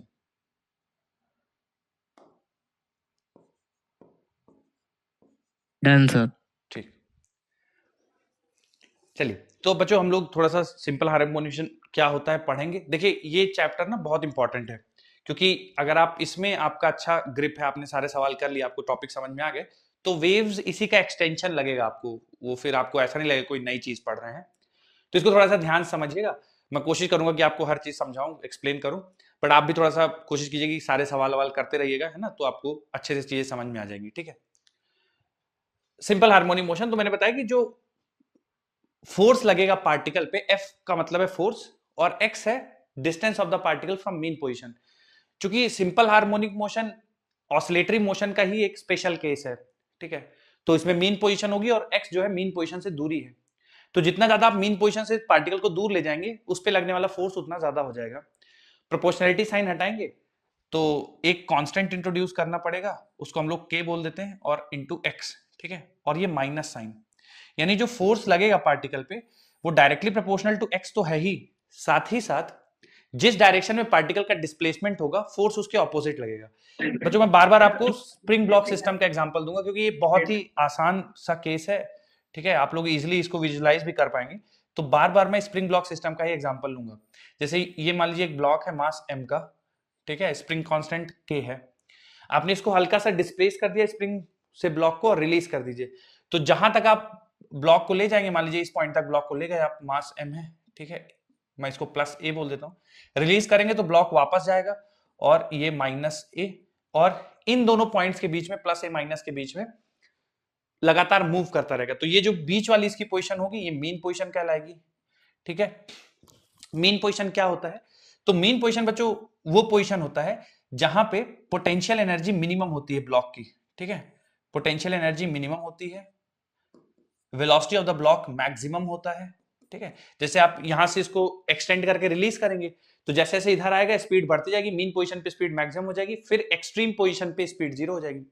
ये जो points कहलाते हैं बच्चों ये extreme position कहलाते हैं, ठीक है, एक्सट्रीम पोजीशन, एक्सट्रीम पोजीशन क्या होता है? जहां तक पार्टिकल का मोशन होगा, ठीक है। तो ये प्लस एक्सट्रीम पोजीशन और माइनस ए भी एक्सट्रीम पोजीशन कहलाएगा। और ये जो इक्विलिब्रियम पोजीशन है ये मीन पोजीशन कहलाएगी। मीन पोजीशन में पोटेंशियल एनर्जी मिनिमम होगी, ठीक है, वेलोसिटी मैक्सिमम होगा और एफ नेट 0 होगा, net force on the particle 0 होगा, ठीक है। तो ये मीन पोजीशन कहलाएगी। अब मीन पोजीशन से आप जितना दूर जाते जाएंगे, जितना एक्स बढ़ाते जाएंगे, फोर्स उतना बढ़ता जाएगा, ठीक है। तो हाईएस्ट फोर्स यहां पे होगा, पॉइंट ए पे फोर्स मैक्सिमम होगा क्योंकि ये मैक्सिमम डिस्प्लेसमेंट है। जैसे जैसे पास आता जाएगा फोर्स कम होता जाएगा, मीन पोजीशन पे फोर्स 0 हो गया, ठीक है। इधर जैसे जैसे आएगा फोर्स फिर से बढ़ता जाएगा, यहां पे आके फोर्स फिर से मैक्सिमम हो जाएगा। और डायरेक्शन ऑफ द फोर्स की बात की जाए तो हमेशा डिस्प्लेसमेंट के ऑपोजिट होगा। जैसे कि यहां पे ब्लॉक राइट में है, ठीक है, तो जो इस पे फोर्स लगेगा वो पीछे की तरफ लगेगा, ठीक है। जब ब्लॉक इधर आएगा, ठीक है, तो उस पे फोर्स आगे की तरफ लगेगा। तो हर बार फोर्स डिस्प्लेसमेंट के ऑपोजिट है। अगर डिस्प्लेसमेंट राइट साइड है फोर्स लेफ्ट की तरफ होगा, डिस्प्लेसमेंट लेफ्ट साइड है तो फोर्स राइट साइड होगा, ठीक है। तो F is equal to minus of kx, ठीक है। जैसे जैसे आप डिस्प्लेसमेंट बढ़ाएंगे फोर्स की वैल्यू बढ़ती जाएगी, ठीक है। इसको थोड़ा सा और बच्चों सिंप्लीफाई कर देता हूं मैं। तो F बराबर लिख सकते हैं मास इंटू एक्सेलरेशन बराबर माइनस ऑफ kx। अच्छा बच्चों k क्या है? तो k कहलाता है SHM कांस्टेंट। सर ये SHM कांस्टेंट या इसी को स्प्रिंग कांस्टेंट भी कह सकते हैं क्या? नहीं, देखिए बहुत सारे SHM पॉसिबल हैं, ठीक है। सिंपल पेंडुलम भी SHM करता है, स्प्रिंग ब्लॉक सिस्टम भी SHM करता है, बहुत सारे केसेस पॉसिबल हो सकते हैं SHM के। तो अगर स्प्रिंग ब्लॉक सिस्टम ले लें तो जो स्प्रिंग कांस्टेंट है वो SHM कांस्टेंट के बराबर हो जाता है, केवल इस SHM के लिए। इस SHM के लिए स्प्रिंग कांस्टेंट SHM कांस्टेंट के बराबर हो जाता है। लेकिन अगर आप SHM कांस्टेंट निकालेंगे सिंपल पेंडुलम का तो वो स्प्रिंग कांस्टेंट नहीं होगा, उसकी वैल्यू कुछ अलग होगी, ठीक है। तो K कहलाता है SHM कांस्टेंट। हालांकि SHM कांस्टेंट को भी K से लिखते हैं, स्प्रिंग कांस्टेंट को भी K से लिखते हैं, तो कई बार हमें ये लगने लगता है कि SHM कांस्टेंट हमेशा स्प्रिंग कांस्टेंट, ऐसा नहीं है। बहुत सारे SHM पॉसिबल हैं, तो उनमें से ढेर सारे SHM में से एक SHM है स्प्रिंग ब्लॉक सिस्टम। तो जो इसका स्प्रिंग कांस्टेंट है वो SHM कांस्टेंट के बराबर हो जाता है। पर बाकी सारे SHM कांस्टेंट स्प्रिंग कांस्टेंट के बराबर होंगे ऐसा नहीं है। जैसे पेंडुलम का SHM कांस्टेंट अलग होगा, ठीक है। पानी में पार्टिकल को डाल के थोड़ा सा डिप्रेस कर देंगे तो SHM करेगा, तो उसका SHM कांस्टेंट अलग होगा, ठीक है। बस स्प्रिंग ब्लॉक सिस्टम में क्या होता है कि इस वाले सिस्टम का जो SHM कांस्टेंट है वो स्प्रिंग कांस्टेंट के बराबर हो जाता है, तो कंफ्यूज मत होइएगा, ठीक है। K कहलाएगा SHM कांस्टेंट, इसकी भी यूनिट हो जाएगी बच्चों, तुम लोग बता सकते हो क्या देख के थोड़ा सा SHM कांस्टेंट की यूनिट क्या हो जाएगी? Unit of SHM constant Newton upon में न्यूटन पर मीटर। न्यूटन पर मीटर है ना, न्यूटन पर मीटर हो जाएगी। बिल्कुल स्टिफनेस स्प्रिंग कांस्टेंट की तरह ही यूनिट आ रही है, फिर भी मैं बार बार कह रहा हूं आपको SHM कांस्टेंट स्प्रिंग कांस्टेंट नहीं होता, वो एक स्पेशल केस में बराबर हो जाता है। तो यूनिट भी न्यूटन पर मीटर होगी, K कहलाएगा SHM कांस्टेंट। अब बच्चों इसमें माइनस साइन क्या दिखाता है बच्चों? इसका इंपॉर्टेंस आपको पता चल गया? माइनस क्या बताता है? What does minus show here? Yes sir, क्या बताता फोर्स है? अपोजिट लग रहा है, जिधर Opposite डिस्प्लेसमेंट है direction। उसकी force sir force opposite direction force हमेशा ऑपोजिट डायरेक्शन में होगा, तो मीन पोजीशन से राइट होंगे तो फोर्स बैकवर्ड्स लगेगा, यही माइनस बता रहा है। अब यहां से थोड़ा सा और सिंप्लीफाई करते हैं, तो A बराबर लिख देंगे minus of K/m times x, ठीक है। तो ये जो माइनस K/m है बच्चों, इसको बार बार ना लिख के मैं इसको एक ओमेगा स्क्वायर लिख देता हूं, ठीक है। तो A बराबर minus omega square x. Sir इसको ओमेगा से ही क्यों डिनोट करते हैं? अभी कुछ दिनों बाद मैं आपको पढ़ाऊंगा कि ये जो SHM करता हुआ पार्टिकल है इसको हम as a projection of uniform circular motion ले सकते हैं, ठीक है। अगली क्लास या अगली की अगली क्लास में पढ़ेंगे, तो फिर आपको वो भी क्लियर हो जाएगा कि सर इसको ओमेगा स्क्वायर से क्यों दिखा रहे हैं, ठीक है। फॉर टाइम बिंग आप इसको मान लीजिए कि K/m को हम लोग ओमेगा स्क्वायर ही लिखते हैं। तो A बराबर माइनस ओमेगा स्क्वायर एक्स, ठीक है। तो यहां से A हो गया आपका एक्सेलरेशन, ठीक है। और चूंकि force directly proportional to x है, एक्सेलरेशन भी डायरेक्टली प्रोपोर्शनल टू एक्स है, और एक्सेलरेशन भी डिस्प्लेसमेंट के हमेशा ऑपोजिट होगा। जाहिर सी बात है बच्चों, जिस डायरेक्शन में फोर्स होगा उसी डायरेक्शन में एक्सेलरेशन होगा। तो अब अगर मीन पोजीशन से राइट साइड जाएंगे तो एक्सेलरेशन पीछे की तरफ होगा, और मीन पोजीशन से लेफ्ट साइड जाएंगे तो एक्सेलरेशन आगे की तरफ होगा, ठीक है। तो एक्सेलरेशन हमेशा डिस्प्लेसमेंट के ऑपोजिट, राइट तो एक्सेलरेशन पीछे की तरफ, मीन पोजीशन से आप पीछे की तरफ पार्टिकल है तो एक्सेलरेशन आगे की तरफ, तो एक्सेलरेशन भी हमेशा डिस्प्लेसमेंट के ऑपोजिट होगा, ठीक है। अच्छा ओमेगा स्क्वायर को देखते हैं बच्चों, तो ओमेगा कहलाता है एंगुलर फ्रीक्वेंसी। एंगुलर फ्रीक्वेंसी बच्चों, आई एम श्योर आप सारे ये तो जानते होंगे कि फ्रीक्वेंसी क्या होती है। क्या होती है बच्चों फ्रीक्वेंसी? पढ़ चुके हैं पहले भी हम लोग। What do we mean by frequency? बताइए sir number of oscillations. Number of oscillations पर सेकंड है ना, एक पर सेकंड में second, हाँ। पार्टिकल कितने ऑसिलेशन कहलाएगा कर लेगा, वो फ्रीक्वेंसी कहलाता है। तो ओमेगा कहलाएगा बच्चों एंगुलर फ्रीक्वेंसी, और फ्रीक्वेंसी और एंगुलर फ्रीक्वेंसी में ये रिलेशन होगा, ठीक है। ओमेगा बराबर 2 पाई एफ, ठीक है। तो ये रिलेशन आपको याद रखना, ओमेगा बराबर 2 पाई एफ, और फ्रीक्वेंसी चूंकि 2 one pi by upon time T. Period होता है, तो टी बराबर 2 पाई बाय ओमेगा, या ओमेगा बराबर 2 पाई बाय टी। तो अगर आपको कहीं से ओमेगा पता चल गया तो आप टाइम पीरियड भी निकाल सकते हैं, ठीक है। तो एसएचएम की बच्चों स्टैंडर्ड इक्वेशन क्या क्या है? या तो सवाल में आपको ये पूछ दे कि इनमें से कौन सी इक्वेशन है जो एसएचएम शो करता है, तो एफ कहीं पे आपको दिख जाए डायरेक्टली प्रोपोर्शनल टू एक्स, या एफ बराबर माइनस के एक्स, तो ये एसएचएम की इक्वेशन है।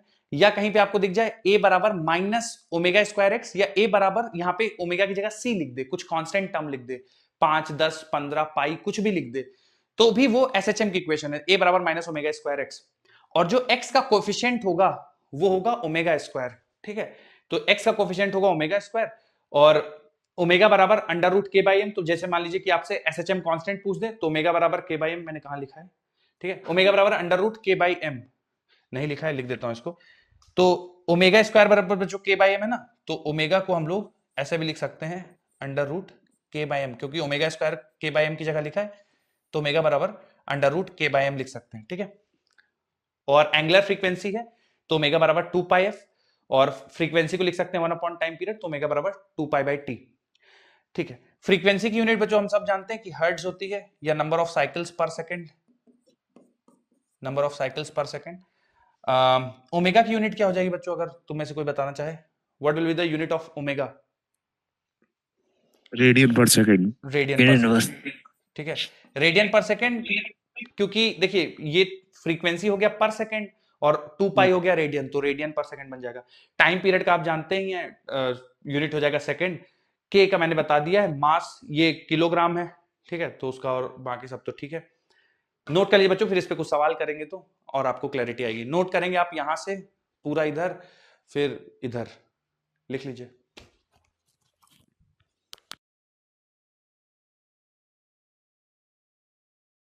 फिर ये नोट कर ले।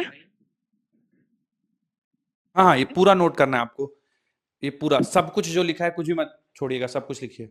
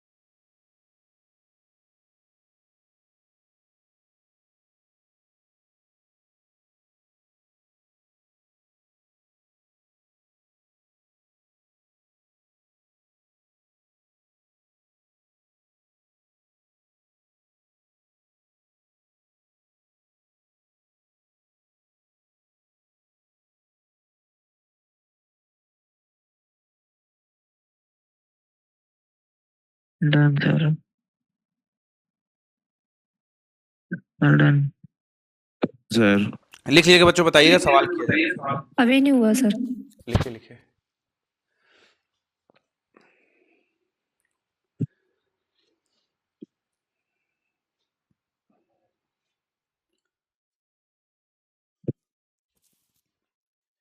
ये सारे मीन पोजीशन की कैरेक्टरिस्टिक हैं कि मीन पोजीशन पे पोटेंशियल एनर्जी मिनिमम होगी, वेलोसिटी मैक्सिमम होगी, नेट फोर्स 0 होगा।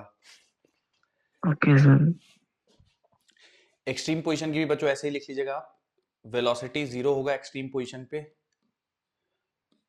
फोर्स मैक्सिमम होगा, माइनस ओमेगा स्क्वायर के बाई एम की वैल्यू है। एक्सेलरेशन मैक्सिमम होगा।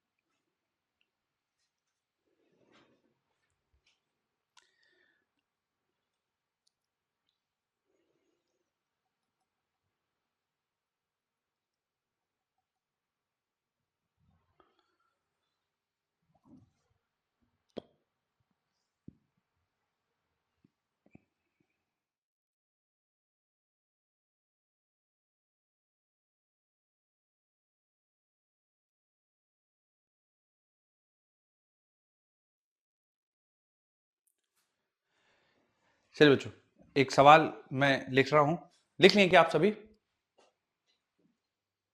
No sir. Done sir. Yes yes sir. ठीक डन था। ठीक। बच्चों किसी का रह गया हो तो वापस से मैं ये दिखा दूं आपको। थोड़ा सा सवाल एक करते हैं, देखिए बहुत सिंपल सा सवाल है, आपको सारी वैल्यूज पता होंगी, बस सब्स्टिट्यूट करना है, आंसर निकालना है। तो बच्चों एक पार्टिकल है जिसका मास 2 किलो है। इट फॉलोज इक्वेशन F बराबर -16x², F बराबर -64x²। ठीक है, आपको फाइंड करना है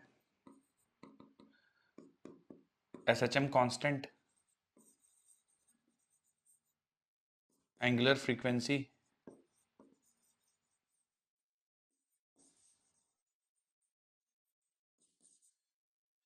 time period, angular frequency sir पाई के टर्म में बताएं कि पूरा हाँ उसके चलेगा कैलकुलेट करके। नहीं नहीं नहीं, पाई के टर्म्स में चलेगा।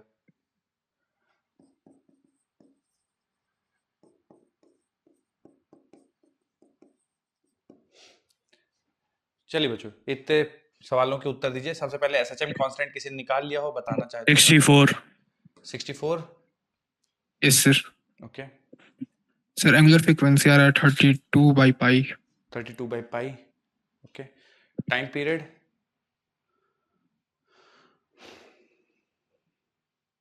एंगुलर फ्रीक्वेंसी आ रहा है अंडर 32। ओके, सर हाँ ये -64x नहीं होगा? सॉरी सॉरी, हाँ बिल्कुल -64x होगा, ये मैंने गलत लिखा है, आई एम सॉरी, ये -64x ही होगा बिल्कुल।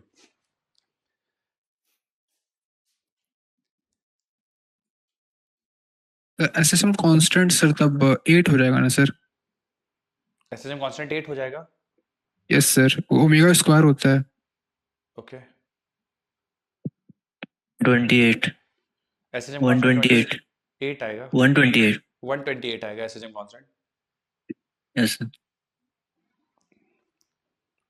और बताइए बच्चों आंसर, वेट कर रहा हूं मैं। एक 128 आया है और सर 64 ही आएगा। सर 64 ही होता आएगा है। Sir angular 32। एसएचएम कांस्टेंट बच्चों 64 ही आएगा। देखिए F बराबर मैंने बताया था आपको -kx, ठीक है, F बराबर -kx, तो k कहलाता है एसएचएम कांस्टेंट।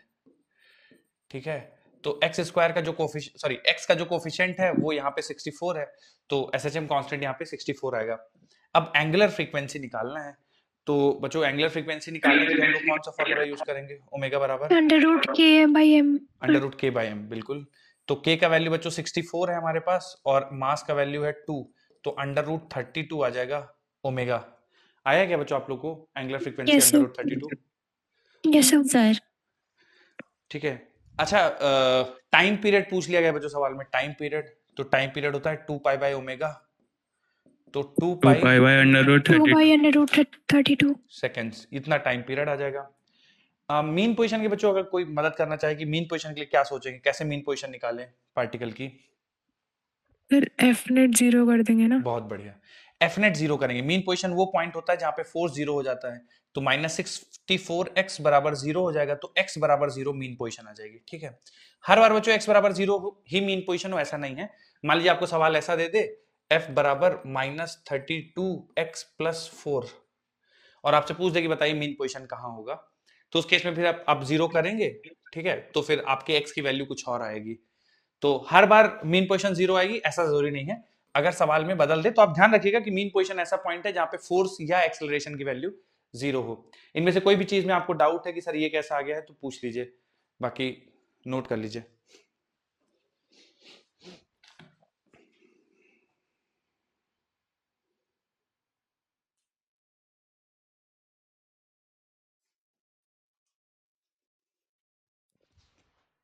हो जाए बच्चों तो बताइएगा, फिर अगला सवाल लगा दूंगा मैं। सर हो गया। ठीक, हो गया सर। ठीक, आइए सर जी आएगा। लगाऊं अगला सवाल, ब्रेक स्लाइड कर दो। अभी नहीं हुआ सर। लिखिए।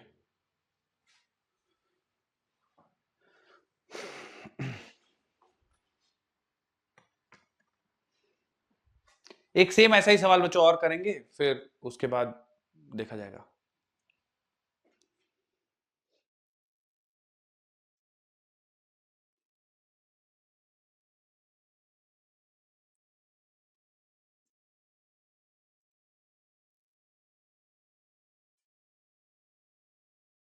सर ठीक डन सर ठीक।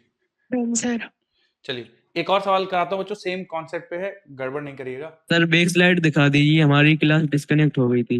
आपकी क्लास डिस्कनेक्ट हो गई थी क्या? सर ठीक है मैं लगा देता हूँ। कहाँ से, किस स्लाइड से रह गया आपका, मतलब कौन से वाले SHM सर। टॉपिक से रह गया आपका? सर आप ग्राफ बनवा रहे थे सी वाले। ग्राफ, एडियाबेटिक प्रोसेस, वो सब? अच्छा रुकिए फिर बच्चों, ये पहला जो मैंने हाईलाइट किया है ना सवाल, यही वाला करना है आपको, है ना? दूसरा वाला मत करिएगा, ये मैं अभी आपको पढ़ाऊंगा, ये भी पढ़ाया नहीं है। ये पहला वाला ओके हिस्सा सर। सवाल का करिएगा, केवल फर्स्ट पार्ट।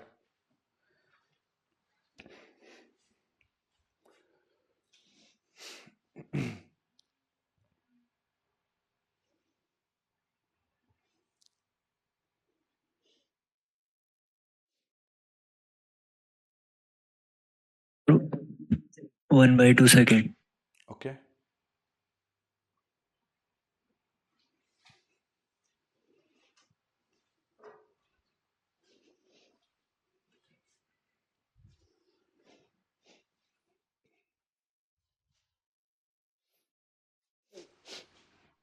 बच्चों, और लोगों का वेट करो, अभी एक ही आंसर आया है। टाइम पीरियड पूछा गया इसमें, a plus 16 pi square x बराबर 0 दिया हुआ है। तो 1/8 पाई। 1/8 पाई। सर 1/2 आ रहा है सर। 1/8 पाई। 1 सर 1/2। 1/2 ठीक है, तो 1/2 आ रहा है। 1/2 Yes, sir. आएगा। ओके अच्छा बच्चों देखिए, इसको अगर हम लोग कंपेयर करना चाहें, जैसे a plus 16 pi square x बराबर 0 लिखा हुआ है, और स्टैंडर्ड इक्वेशन हमें पता है a बराबर माइनस ओमेगा स्क्वायर एक्स, तो a के बराबर में इसको ले आइए, ठीक है? इसको इधर ले इसको आइए। माइनस में उस सेट करते हैं। हाँ Yes, sir. तो minus 16 pi square into x ऐसा कुछ बन जाएगा। तो मुझे बस एक चीज बताइए कि ये जो 16 पाई स्क्वायर है ये किसकी वैल्यू है? Omega square. ओमेगा स्क्वायर की value sir. Omega square. Omega square. ये ओमेगा स्क्वायर है 16 पाई स्क्वायर, तो जब आप दोनों साइड स्क्वायर रूट ले लेंगे तो ओमेगा की वैल्यू आ जाएगी 4 पाई, और टाइम पीरियड हम लोग लिखते हैं t बराबर 2 पाई बाई ओमेगा, तो 4 पाई से डिवाइड कर देंगे तो आंसर 1/2 सेकेंड्स आ जाएगा। Yes sir. ठीक है, तो 1/2 सेकेंड जिनका आ गया था बहुत बढ़िया। बाकी लोग बच्चों देखिए जिनका गड़बड़ हो गया था, कहाँ मिस्टेक हो गई, उसको k तो नहीं मान लिया आप लोगों ने, 16 पाई स्क्वायर को k। देखिए यस जब, सर। हाँ जब f बराबर कुछ लिखा हो, f बराबर लिखा हो तो वो k कहलाएगा, जब एक्सेलरेशन की वैल्यू लिखी होगी तो वो ओमेगा स्क्वायर कहलाएगा, तो थोड़ा सा ध्यान रखिएगा।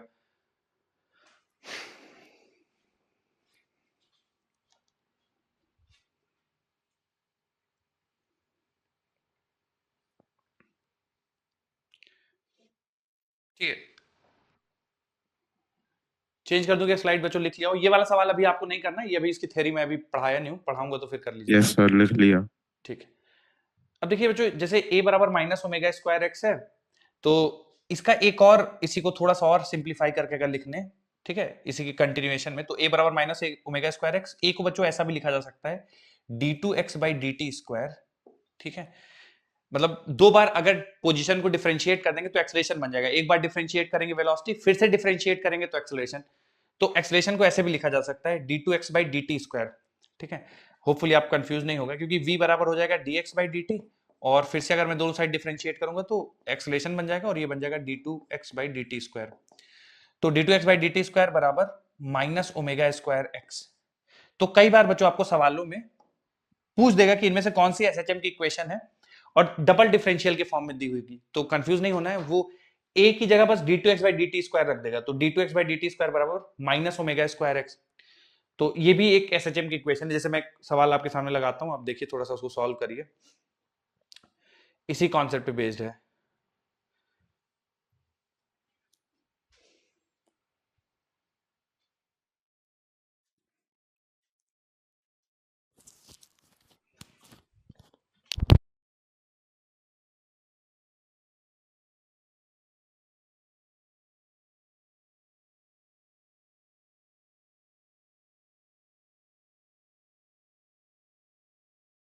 सर सेकंड ऑप्शन आएगा। B option. Sir B option. Second option sir. Sir option 2 आएगा।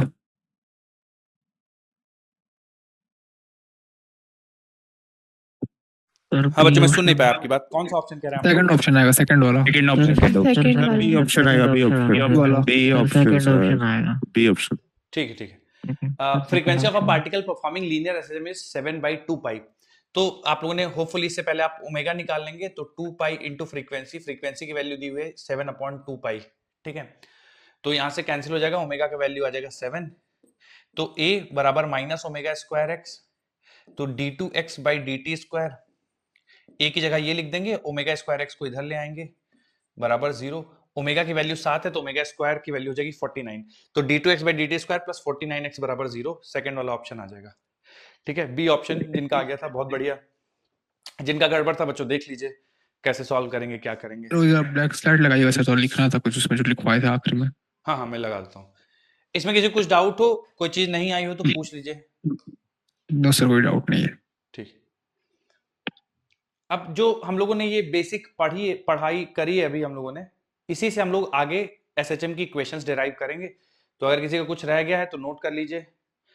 जिनका क्लास डिस्कनेक्ट हो गया था, एडियाबेटिक प्रोसेस और वो सब चल रहा था बच्चों, तो उसको पढ़ाए हुए तो बहुत देर हो गई है। आप वापस से देख लीजिएगा कि क्या क्या हुआ है, रिकॉर्डिंग देखनी पड़ेगी आपको। बाकी ये एसएचएम का पहला पेज है, आप यहां से कंटिन्यू करिए।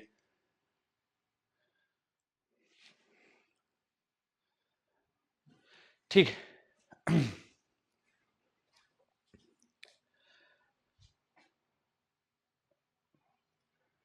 बच्चों कुछ कंडीशंस है एसएचएम की, जो आप लोग एक बार देख लीजिए। पहला है motion of particles should be oscillatory. इसको लिखने की कोई जरूरत नहीं है, मैंने बार बार आपको जब डेफिनेशन लिखी है एसएचएम की तो उसमें पहला ही टर्म लिखा है कि ऑसिलेटरी मोशन, तो बताने की जरूरत नहीं है। ऑसिलेटरी मोशन का ही सबसेट है, ये एक स्पेशल केस है एसएचएम। ठीक है, तो वापस से आपको पहला पॉइंट लिखने की जरूरत नहीं है। Total mechanical energy of the particle should be conserved. मतलब बच्चों की जैसे particle to and fro move करेगा मीन पोजीशन के अबाउट, उसकी टोटल एनर्जी कंजर्व रहेगी, कांस्टेंट रहेगी, चेंज नहीं होगी। ये भी हम लोग प्रूव भी करेंगे, पर इसको हम लोग लिखेंगे, मैं लिखवा दूंगा। Extreme position should be well defined, है ना। ऐसा नहीं हो कि एक्सट्रीम पोजीशन डिफाइंड ही नहीं हो, मतलब एम्पलीट्यूड डिफाइंड होना चाहिए कि किस पोजीशन से वो वापस आ रहा है। ठीक है, तो ये कुछ पॉइंट्स हैं जो आप लिख लीजिए। तो लिख लीजिए बच्चों, कंडीशन ऑफ एसएचएम। मैं लिखवा देता हूं आपको 2 पॉइंट्स जो लिखने हैं आपको।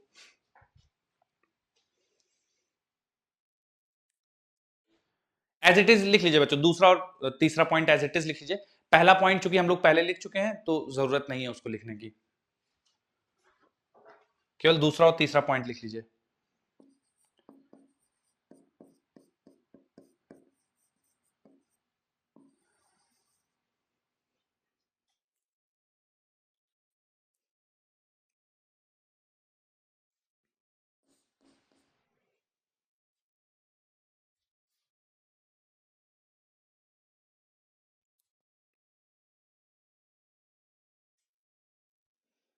Total mechanical energy should be conserved और extreme position should be well defined.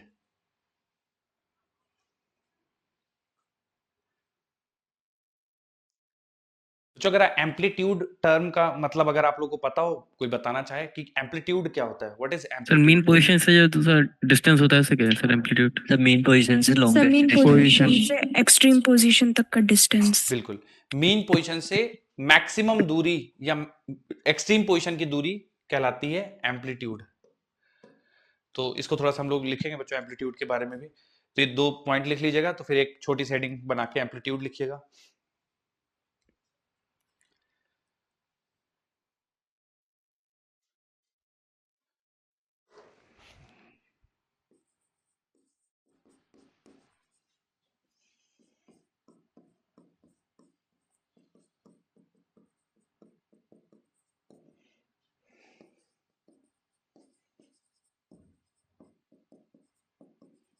Maximum displacement from mean position is called as amplitude. Maximum displacement from mean position is called as amplitude.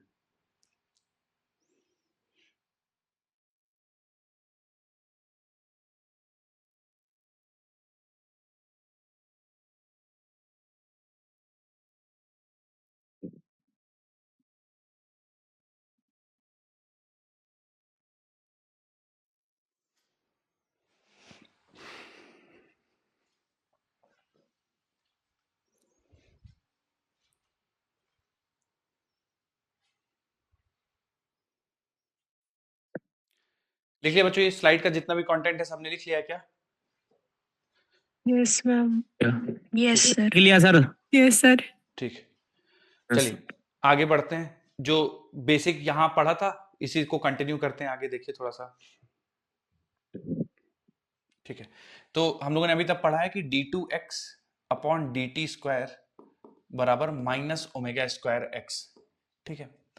अब बच्चों ये जो double differential equation है ना, इसको जब हम लोग सॉल्व करते हैं तो हमारा जो पोजीशन के साथ रिलेशन आता है, ठीक है, ये डबल डिफरेंशियल है, मतलब 2 बार इंटीग्रेट करेंगे तो x की वैल्यू निकलेगी, ठीक है। तो जब इसको सॉल्व करते हैं इस डबल डिफरेंशियल इक्वेशन को, जो इसका सॉल्यूशन आता है वो कुछ ऐसा दिखता है, x बराबर a sine omega t plus 5, ठीक है। इसका solution a sin omega t plus 5 भी आ सकता है, a cos omega t plus 5 आ सकता है, ठीक है। तो दोनों ही पीरियोडिक फंक्शन है, a sin omega t plus 5, a cos omega t plus 5 दोनों पीरियोडिक फंक्शन है और दोनों SHM को रिप्रेजेंट करते हैं। तो कहीं अगर x बराबर a sin omega t plus 5 लिखा हो या x बराबर a cos omega t plus 5 लिखा हो तो कंफ्यूज मत हो जाइएगा कि सर ने तो साइन ही बताया था, cos भी लिखा है तो भी वो SHM ही है। दोनों में थोड़ा सा अंतर होता है, जैसे जैसे आगे पढ़ेंगे तो आप लोगों को समझ में आ जाएगा कि कब साइन लिखना होता है, कब कॉस लिखना होता है। अगर कॉस लिखा है तो क्या डिफरेंस है, साइन लिखा है तो क्या डिफरेंस है, ठीक है। पर अगर ये लिखा हो तो भी ये एसएचएम की इक्वेशन है, कॉस लिखा हो तो भी एसएचएम की इक्वेशन है। लेकिन ए टैन कुछ लिखा हो तो वो नहीं है। कारण क्या है कि ये पीरियोडिक फंक्शन है, साइन पीरियोडिक फंक्शन है, कॉस पीरियोडिक फंक्शन है, टैन पीरियोडिक फंक्शन नहीं है, ठीक है। तो वो एसएचएम हो ही नहीं सकता, क्योंकि एसएचएम के लिए तो मीन पोजीशन के टू एंड फ्रो ऑसिलेट करना होगा। तो जो भी फंक्शन एसएचएम को रिप्रेजेंट करेगा उसको पीरियोडिक होना जरूरी है, ठीक है। तो टैन है, बट टैन पीरियोडिक है, बट उसकी कोई लिमिट नहीं है ना, एक्सट्रीम पोजीशंस डिफाइंड नहीं है, माइनस इंफिनिटी से प्लस इंफिनिटी, ठीक है। रिपीट तो करता है खुद को, लेकिन माइनस इंफिनिटी से प्लस इंफिनिटी, टैन 90 की वैल्यू इनफाइनाइट, तो कोई वेल डिफाइंड एक्सट्रीम पोजीशन नहीं है। तो टैन नहीं करेगा, एलएनएक्स नहीं करेगा, एलएनएक्स तो पीरियोडिक ही नहीं है। एक्सपोनेंशियल नहीं कर सकता, ई के पावर में कुछ लिखा होगा वो भी पीरियोडिक नहीं। तो जो भी पीरियोडिक फंक्शन है वो एसएचएम प्रेजेंट कर सकते हैं, बस ध्यान रखना कि एक्सट्रीम पोजीशन डिफाइंड हो। तो साइन लिखा हो बच्चों या कॉस लिखा हो तो ये बिल्कुल दोनों एसएचएम रिप्रेजेंट करते हैं, ठीक है। अब मैं इसमें एक एक का आपको मीनिंग समझाता हूं। एक्स होगा position of the particle from mean position, position with respect to mean position, यानी मीन पोजीशन एक्स बराबर 0 पे है तो उसके रेस्पेक्ट में पार्टिकल कहां पे, 1 मिलीमीटर पे, 2 मिलीमीटर, तो वो ये है, ठीक है।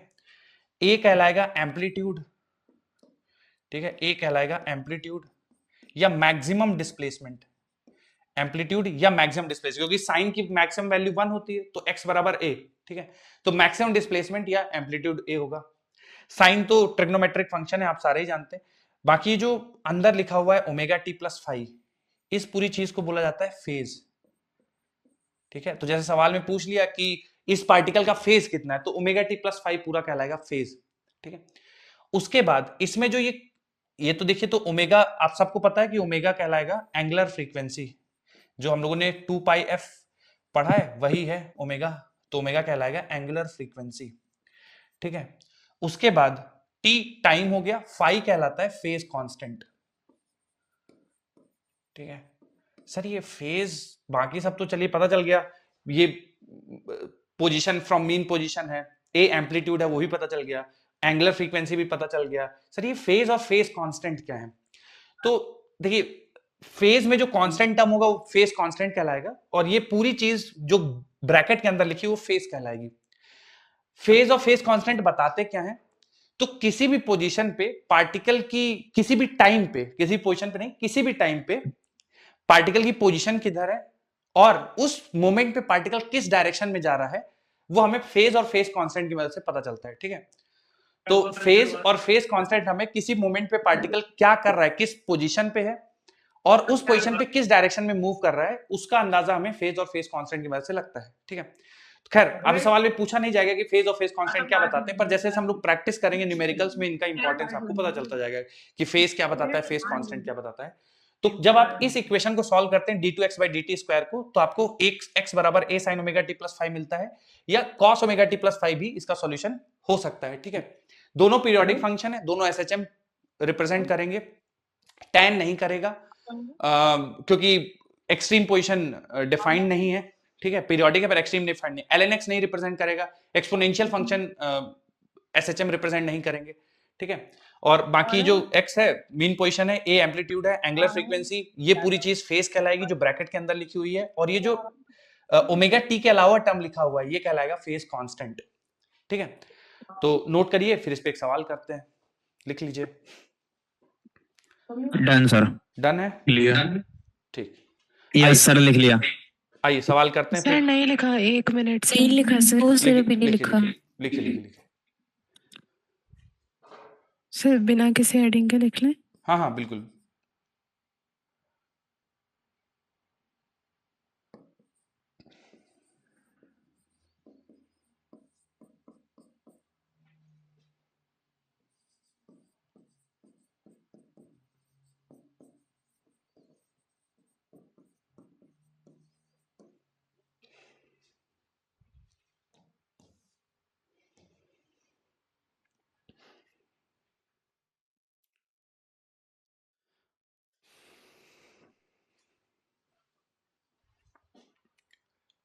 Done sir. चलिए बच्चों, आइए सवाल कर लेते हैं एक। सर। हाँ हाँ, लिख रहे हैं क्या अभी? Yes sir. लिखिए लिखिए, जल्दी लिख लीजिए।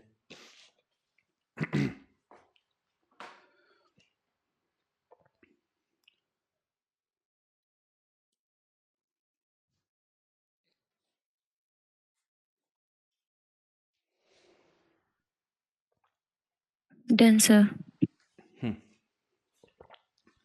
आइए बच्चों, अब चेंज कर दूं या अभी भी लिख रहे हो आप? हो गया सर। चलिए हो गया सर। लिखिए, ये सवाल है, इसके तीनों पार्ट के आंसर बताना है आपको।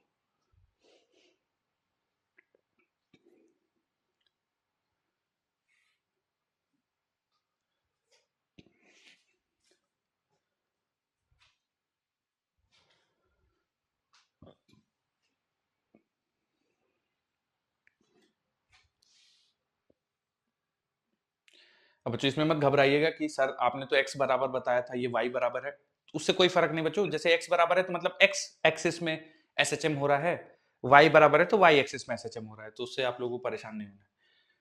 Time period, initial phase, displacement, किसी के टाइम पीरियड का आंसर आ गया हो, बताना चाहें तो बता सकते हैं। सर 2/3 सेकंड आ रहा है। 2/3, ओके। यस सर, 2/3 आ रहा है। सर 2 इनिशियल फेज आएगा 5/4। Yes yes sir. ठीक है, इनिशियल फेज हो गया π/4।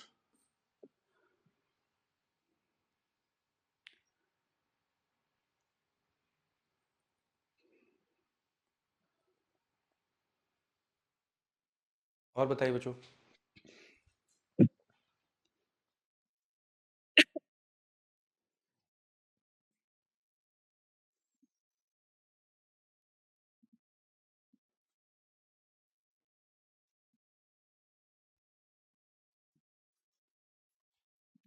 अब वो ASTC का आपको इस्तेमाल करना शायद पड़ जाएगा यहाँ पे, जो हम लोगों ने रूल पढ़ा था। किसी को याद हो बच्चों, आंसर बता दीजिएगा सी पार्ट का, जिसका भी आ जाए।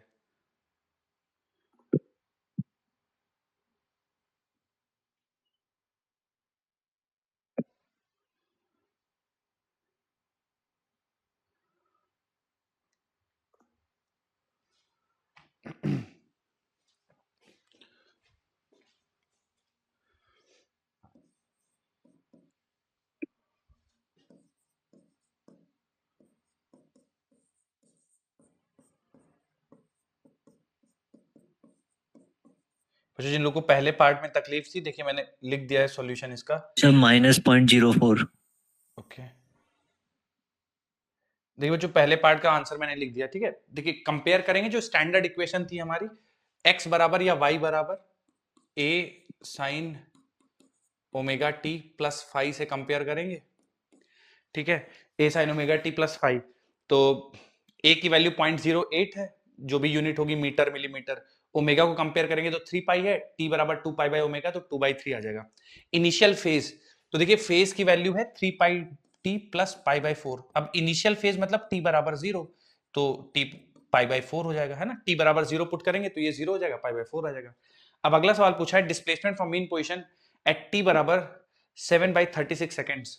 तो बच्चों ये निकालने के लिए हमें क्या करना चाहिए, आप लोगों को क्या लगता है? सर 0.04 आ रहा है। 0.04 आ ये रहा है, सर 0.04 आ रहा है। सर यस 0.04 ठीक है। प्लस में सर टाइम पीरियड प्लस में आ रहा है बच्चों या माइनस में आ रहा है? सर प्लस में ही आ रहा है। प्लस प्लस में ही आया है। ठीक है। 3 पाई और टाइम की वैल्यू है 7/36 सेकेंड्स, तो t बराबर जो समय दिया है वही हम वैल्यू रख देते हैं t की जगह पे, और प्लस π/4। ठीक है, तो 0.08 एज इट इज। अब इसको कैंसिल करते हैं, तो 3 से कैंसिल करेंगे तो 12, 7π/12 हो जाएगा। ठीक है, 7π/12 प्लस π/4, तो इसको भी मल्टीप्लाई कर देंगे तो ये बन जाएगा 3π/12। तो π/4 है बच्चों, ऊपर 3 से मल्टीप्लाई, नीचे 3 से मल्टीप्लाई, तो ये 3π/12, तो बच्चों बन जाएगा 10π/12, तो बन जाएगा 0.08 साइन 10π/12। तो सिंप्लीफाई करेंगे तो 2 5 2 6 5π/6। ठीक है, तो 5π/6 बच्चों, इसको आप जैसे या तो आपको डायरेक्ट वैल्यू पता हो, 150 150 डिग्री हो जाएगा। बिल्कुल 150 डिग्री हो जाएगा, तो आप 150 डिग्री या पाई माइनस π/6 करके भी कर सकते हैं इसको। ठीक है, खैर ये साइन 150 डिग्री, साइन 150 डिग्री की वैल्यू कितनी हो जाती है बच्चों? साइन 150 डिग्री की ½ हाफ, तो 0.04 आंसर आ जाएगा। ठीक है, इसका साइन 50 डिग्री की वैल्यू बच्चों 1/2 है। ठीक है, तो 0.04 इसका आंसर आ जाएगा। नोट कर लीजिए, किसी को किसी पॉइंट में दिक्कत हो, तकलीफ हो तो पूछ लीजिए। इसी से मिलता जुलता एक और सवाल करेंगे।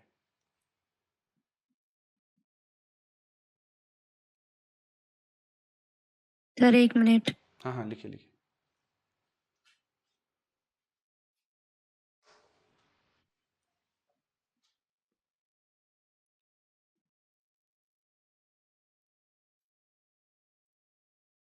सर डन हो गया। सर डन हो गया।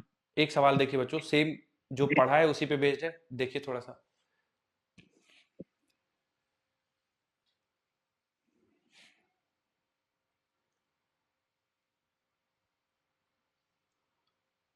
करेक्ट बताने हैं।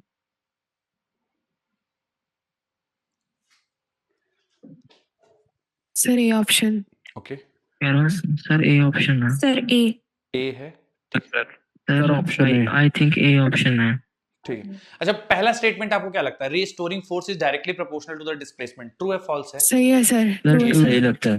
ये सही है। ठीक है, acceleration and displacement are in opposite direction, इसके बारे में क्या कहना है बच्चों? ट्रू है सर। ट्रू है सर। ट्रू है। ट्रू है। Velocity is maximum at true है। मीन पोजीशन, ये भी ट्रू है। ये भी सही है। ये भी सही है True बच्चों। है, वेलोसिटी sir। मैक्सिमम होती है मीन पोजीशन पे, और वेलोसिटी जीरो कहाँ पे होगी? एक्सट्रीम पॉइंट्स पे।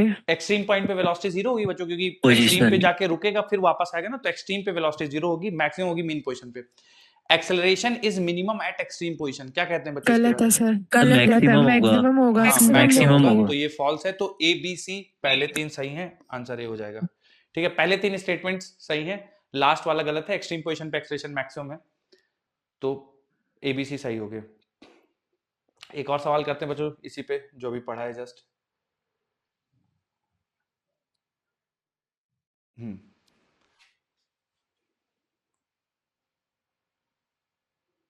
रुक जाइए बच्चों, अभी मैंने मैक्सिमम वेलोसिटी बताई नहीं है, 1 मिनट, अगला वेलोसिटी पढ़ने के बाद कर पाएंगे इसको।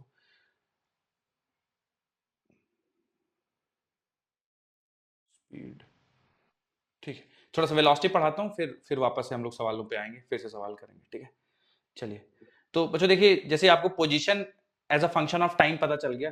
ठीक है, यहाँ पे position as a function of time पता चल गया, जो मेन इक्वेशन है एसएचएम की उसको आपने सॉल्व किया तो ये आ गया। ठीक है, अब इसको अगर मैं प्लॉट करूं एक्स एक्सिस पे, ठीक है, तो साइन का फंक्शन है चूंकि x बराबर a sin omega t plus 5, तो मैं सिंप्लिसिटी के लिए बच्चों 5 की वैल्यू 0 ले लेता हूं। ठीक है, तो मैं यहां पे ड्रॉ करूंगा x बराबर a sin ओमेगा t का ग्राफ।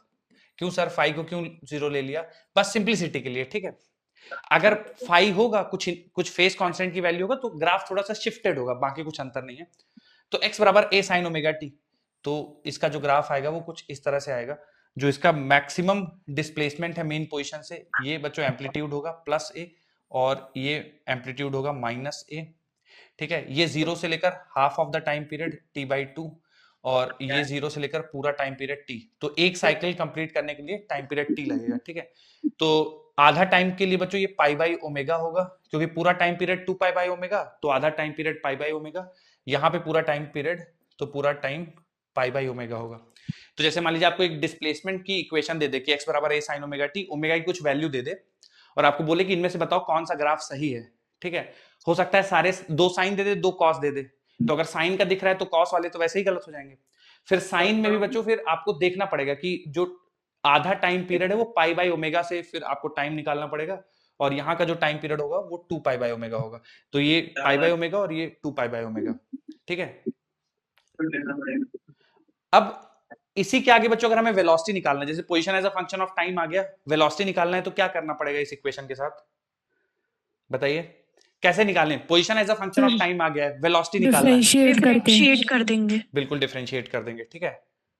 तो x बराबर a sin omega t, differentiate कर देंगे, प्लस 5 भी ले लेता हूं मैं, ठीक है। डिफरेंशिएट कर देंगे दोनों साइड dx बाई dt, तो a चूंकि कांस्टेंट है बाहर आ जाएगा। बच्चों साइन का डिफरेंशिएशन बताइए जल्दी से, साइन का डिफरेंशिएशन माइनस कॉस कॉस होगा बच्चों, माइनस नहीं आएगा। कॉस ओमेगा टी प्लस 5, और भी कुछ लिखना पड़ेगा आगे, सर ओमेगा ओमेगा का भी ओमेगा आ जाएगा। ओमेगा आ जाएगा ना? इसको फिर से डिफरेंशिएट करेंगे तो ओमेगा टी का डिफरेंशिएशन ओमेगा, 5 का डिफरेंशिएशन 0। तो dx बाई dt यानी velocity as a function of time जो आएगा वो आएगा a omega cos of omega t plus 5। तो अगर बच्चों हम लोगों ने डिस्प्लेसमेंट वर्सेस पोजीशन का कर्व ऐसे प्लॉट किया है साइन की तरह, कुछ इस तरह से, ठीक है, तो वेलोसिटी वर्सेस टाइम का जो कर्व आएगा वो कॉस की तरह आएगा, वो कुछ इस तरह से आएगा, ठीक है।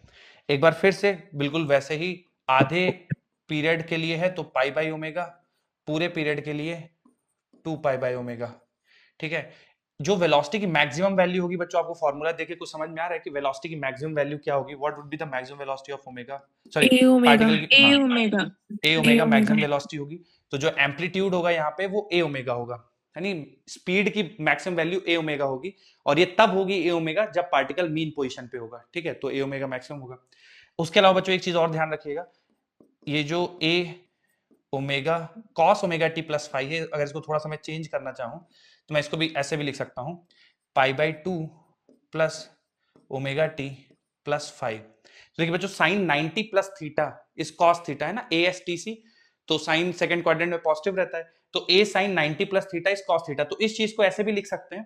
तो इससे हमें एक चीज समझ में आती है कि अगर आप इस वाले को कंपेयर करें, पोजीशन का जो फेज है और वेलोसिटी का जो फेज है, अगर कंपेयर करें बच्चों, और मैं आपसे पूछूं phase difference between velocity and position, तो क्या answer pi by two 90 degree. हाँ, phase difference between velocity and position it is equal to pi by 2, ठीक है। नोट कर लीजिए बच्चों इसको भी एक बार, दोनों के ग्राफ प्लॉट होने चाहिए, पोजीशन टाइम के, वेलोसिटी टाइम के, वेलोसिटी की मैक्सिमम वैल्यू, दोनों के बीच का फेज डिफरेंस लिख लीजिए। हो जाए तो बताइएगा, सवाल करेंगे।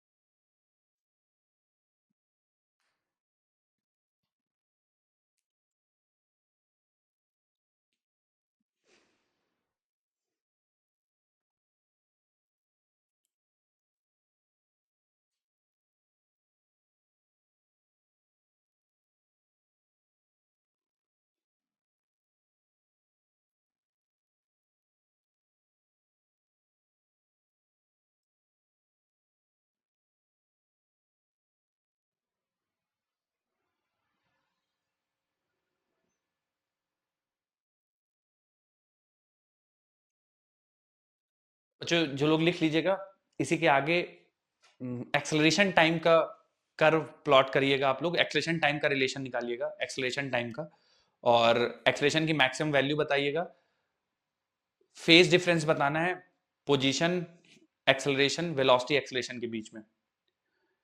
तो जिनका हो जाए वो एक्सेलरेशन टाइम का रिलेशन निकालिए, ग्राफ प्लॉट करिए, और फेज डिफरेंस बताइए वेलोसिटी एक्सेलरेशन में और पोजीशन एक्सेलरेशन में।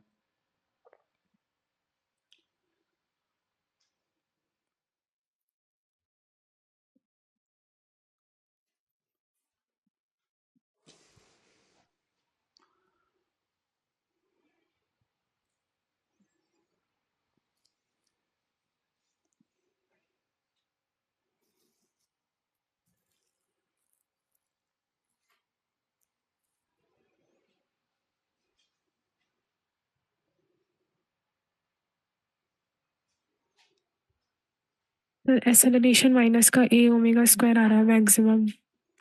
माइनस रेस टू पाई आ रहा है, okay. Pi by to sir. किसके किसके बीच में फेज डिफरेंस पाई बाई 2 है? सर वेलोसिटी और एक्सेलरेशन के बीच में। ठीक ठीक। और पोजीशन और एक्सेलरेशन के बीच में पाई का फेज डिफरेंस आएगा, सही है। और ग्राफ प्लॉट करेंगे बच्चों एक्सेलरेशन टाइम का तो कैसे आएगा?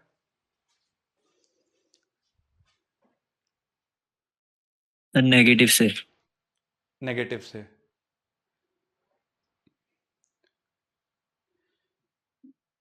चलिए बच्चों, जो वेलोसिटी टाइम का हम लोगों ने रिलेशन डिराइव किया था वहीं से एक्सेलरेशन का भी डिराइव करते हैं। डिफरेंशिएट कर देंगे दोनों साइड, dv बाई dt बराबर a ओमेगा कांस्टेंट, कॉस का डिफरेंशिएशन हो जाएगा minus sine omega t plus 5, omega t plus 5 का डेरिवेटिव आ जाएगा ओमेगा, मल्टीप्लाई हो जाएगा इधर, तो एक्सेलरेशन बराबर आ जाएगा minus a omega square sine of omega t plus 5। तो ग्राफ प्लॉट करेंगे अगर हम लोग एक्सेलरेशन वर्सेस टाइम का, तो माइनस साइन का कर्व है, ठीक है, minus sine omega t plus 5, तो एक्सेलरेशन टाइम ग्राफ कुछ ऐसा आएगा, ठीक है। जो हाईएस्ट वैल्यू होगी वो a ओमेगा स्क्वायर होगी, एम्पलीट्यूड इनटू ओमेगा स्क्वायर, ये मैक्सिमम वैल्यू होगी, एक्सेलरेशन की maximum value a omega square, ठीक है। अब फेज डिफरेंस देख लेते हैं। तो बच्चों पहली चीज तो आपको ये देखनी पड़ेगी कि a बराबर, अगर आप माइनस ऑफ ओमेगा स्क्वायर को अलग कर लें तो ब्रैकेट में बन जाएगा a sign omega t plus 5, तो ओमेगा टी प्लस 5 यही हमारा डिस्प्लेसमेंट था, तो a बराबर माइनस ओमेगा स्क्वायर एक्स, जहां से हम लोगों ने शुरू किया था एक तरह से वहीं पहुंच गया वापस से, ठीक है। तो a बराबर minus omega square x, SHM की ओरिजिनल इक्वेशन, ठीक है। और अगर फेज डिफरेंस में थोड़ा सा आप लोग को यहाँ से डिराइव करने की कोशिश करूं तो a omega square sine of pi plus omega t plus 5, तो sine pi plus theta is minus sine theta, तो इस पूरी चीज को ऐसे भी लिख सकते हैं। इसका मतलब जब मैं फेज कंपेयर करूं कि जो डिस्प्लेसमेंट का फेज था वो a sign omega t plus 5 था, ठीक है, और इसका फेज पाई आगे है, तो phase difference between acceleration and position is pi, ठीक है। एक्सेलरेशन और पोजीशन के बीच का फेज डिफरेंस पाई है, और phase difference between velocity and position is pi by 2, ठीक है। Acceleration and velocity, phase difference between acceleration and velocity is pi by 2, ठीक है। तो पोजीशन से पाई बाई 2 आगे वेलोसिटी है, वेलोसिटी से पाई बाई 2 आगे एक्सेलरेशन है, तो इस तरह से कुछ है। नोट कर लीजिए बच्चों, इस पे फिर एक सवाल करेंगे।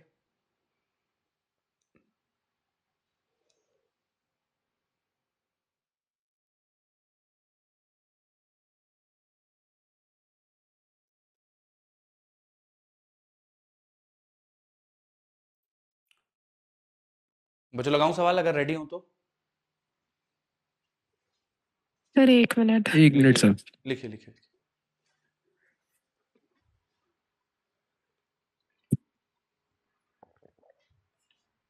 सर डन है? सर हो गया। सर हो गया।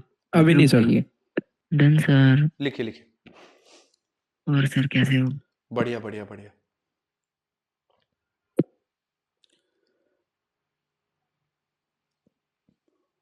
ठंडा है आपके यहाँ पे? नहीं यहाँ पे एक्सक्यूज मी सर। बताइए बताइए। सर ये जो आपने लास्ट सेकंड इक्वेशन लिखी है इसमें ये पाई कहाँ से आया? देखिए ये जो minus a omega square sine omega t plus 5 है ना, इसी को Yes, ऐसे भी sir. लिख सकते हैं क्योंकि sine pi plus theta is minus sine theta, तो sine pi plus omega t plus 5 is minus sine omega t plus 5, ठीक है। तो जब आप इसको Okay, sir. कन्वर्ट करेंगे तो माइनस साइन में बदल जाएगा, इस वजह से ऐसा। ठीक है सर, ठीक है।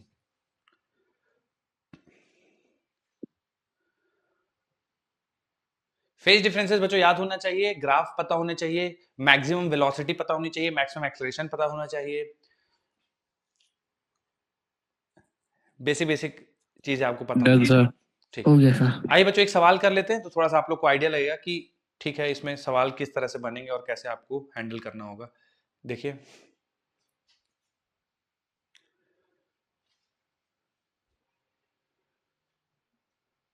एम्पलीट्यूड बताना है और मैक्सिमम स्पीड बताना है।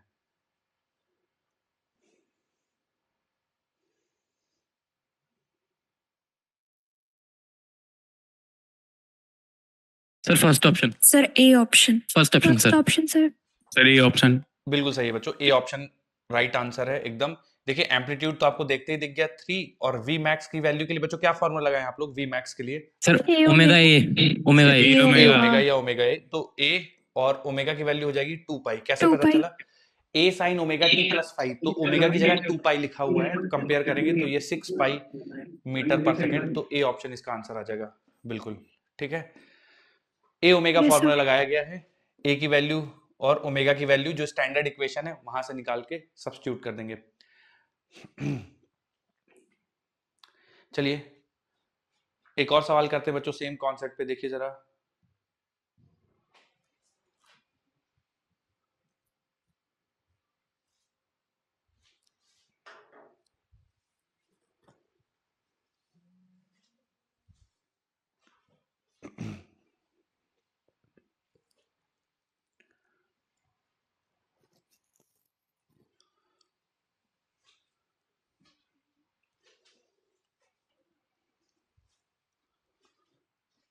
Sir first option. ओके ये ऑप्शन। बाकी लोग भी बताइए बच्चों, सवाल आसान है भाई, आना चाहिए, सबका आंसर आना चाहिए। मैक्सिमम स्पीड दी है 40 मीटर पर सेकंड, मैक्सिमम एक्सीलरेशन 60 मीटर पर सेकंड स्क्वायर है, पीरियड ऑफ ऑसिलेशन पूछ दिया है, टाइम पीरियड ऑफ ऑसिलेशन। अच्छा बच्चों इसमें वी मैक्स फर्स्ट ऑप्शन। ठीक है, जैसे 40 बोल दिया इन्होंने मैक्सिमम स्पीड है, तो 40 के बराबर में आप क्या लिखेंगे? 40 ए के ओमेगा। A omega.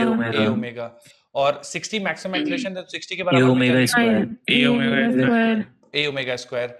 तो ये जब डिवाइड करेंगे बच्चों तो कैंसिल हो जाएगा, 3 2, तो 2/3 बराबर ए ओमेगा कैंसिल हो जाएगा, तो 1 अपॉन ओमेगा। और टाइम पीरियड सवाल में पूछा गया तो ओमेगा होता है 2π/t, तो 2π/t, तो टाइम की वैल्यू हो जाएगी बच्चों 4π/3। बस यही आंसर आ जाएगा 4π/3 सेकेंड्स। ठीक है, चलिए बच्चों आज के लिए बस इतना ही रखेंगे, अगली क्लास में मिलेंगे तो इससे और आगे का डिस्कशन करेंगे। चलिए धन्यवाद। Yes, sir. Excuse me sir sir हाँ सर। बोलिए Yes, sir. बोलिए। सर वो जो आपने एक्सेलरेशन का ग्राफ बनाया था एक बार उस स्लाइड पे जाइए।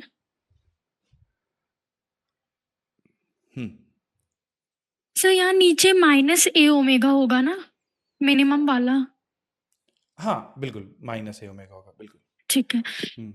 सर, तो हमारा जो एक्सेलरेशन है वो तो माइनस आया, तो आपने मैक्सिमम को प्लस कैसे ले लिया, ये नहीं मुझे समझ आया। जो हाँ ए मतलब माइनस ए ओमेगा स्क्वायर। ठीक है मैं बताता हूँ। देखिए सवाल में जैसे हमेशा अगर आपको नहीं पता है ना तो आप ओमेगा स्क्वायर ए लिख, देखिए माइनस साइन आपको बताता क्या है, माइनस बस ये बताता है कि डिस्प्लेसमेंट जिस डायरेक्शन में डिस्प्लेसमेंट होगा एक्सेलरेशन उसके ऑपोजिट होगा, माइनस का सिग्निफिकेंस ये है, समझ गए आप? Okay sir. हाँ ओके सर। तो सवाल में मैग्नीट्यूड दिया था 60, तो ओमेगा स्क्वायर ए मैग्नीट्यूड हो जाएगा। ठीक है। ठीक है सर।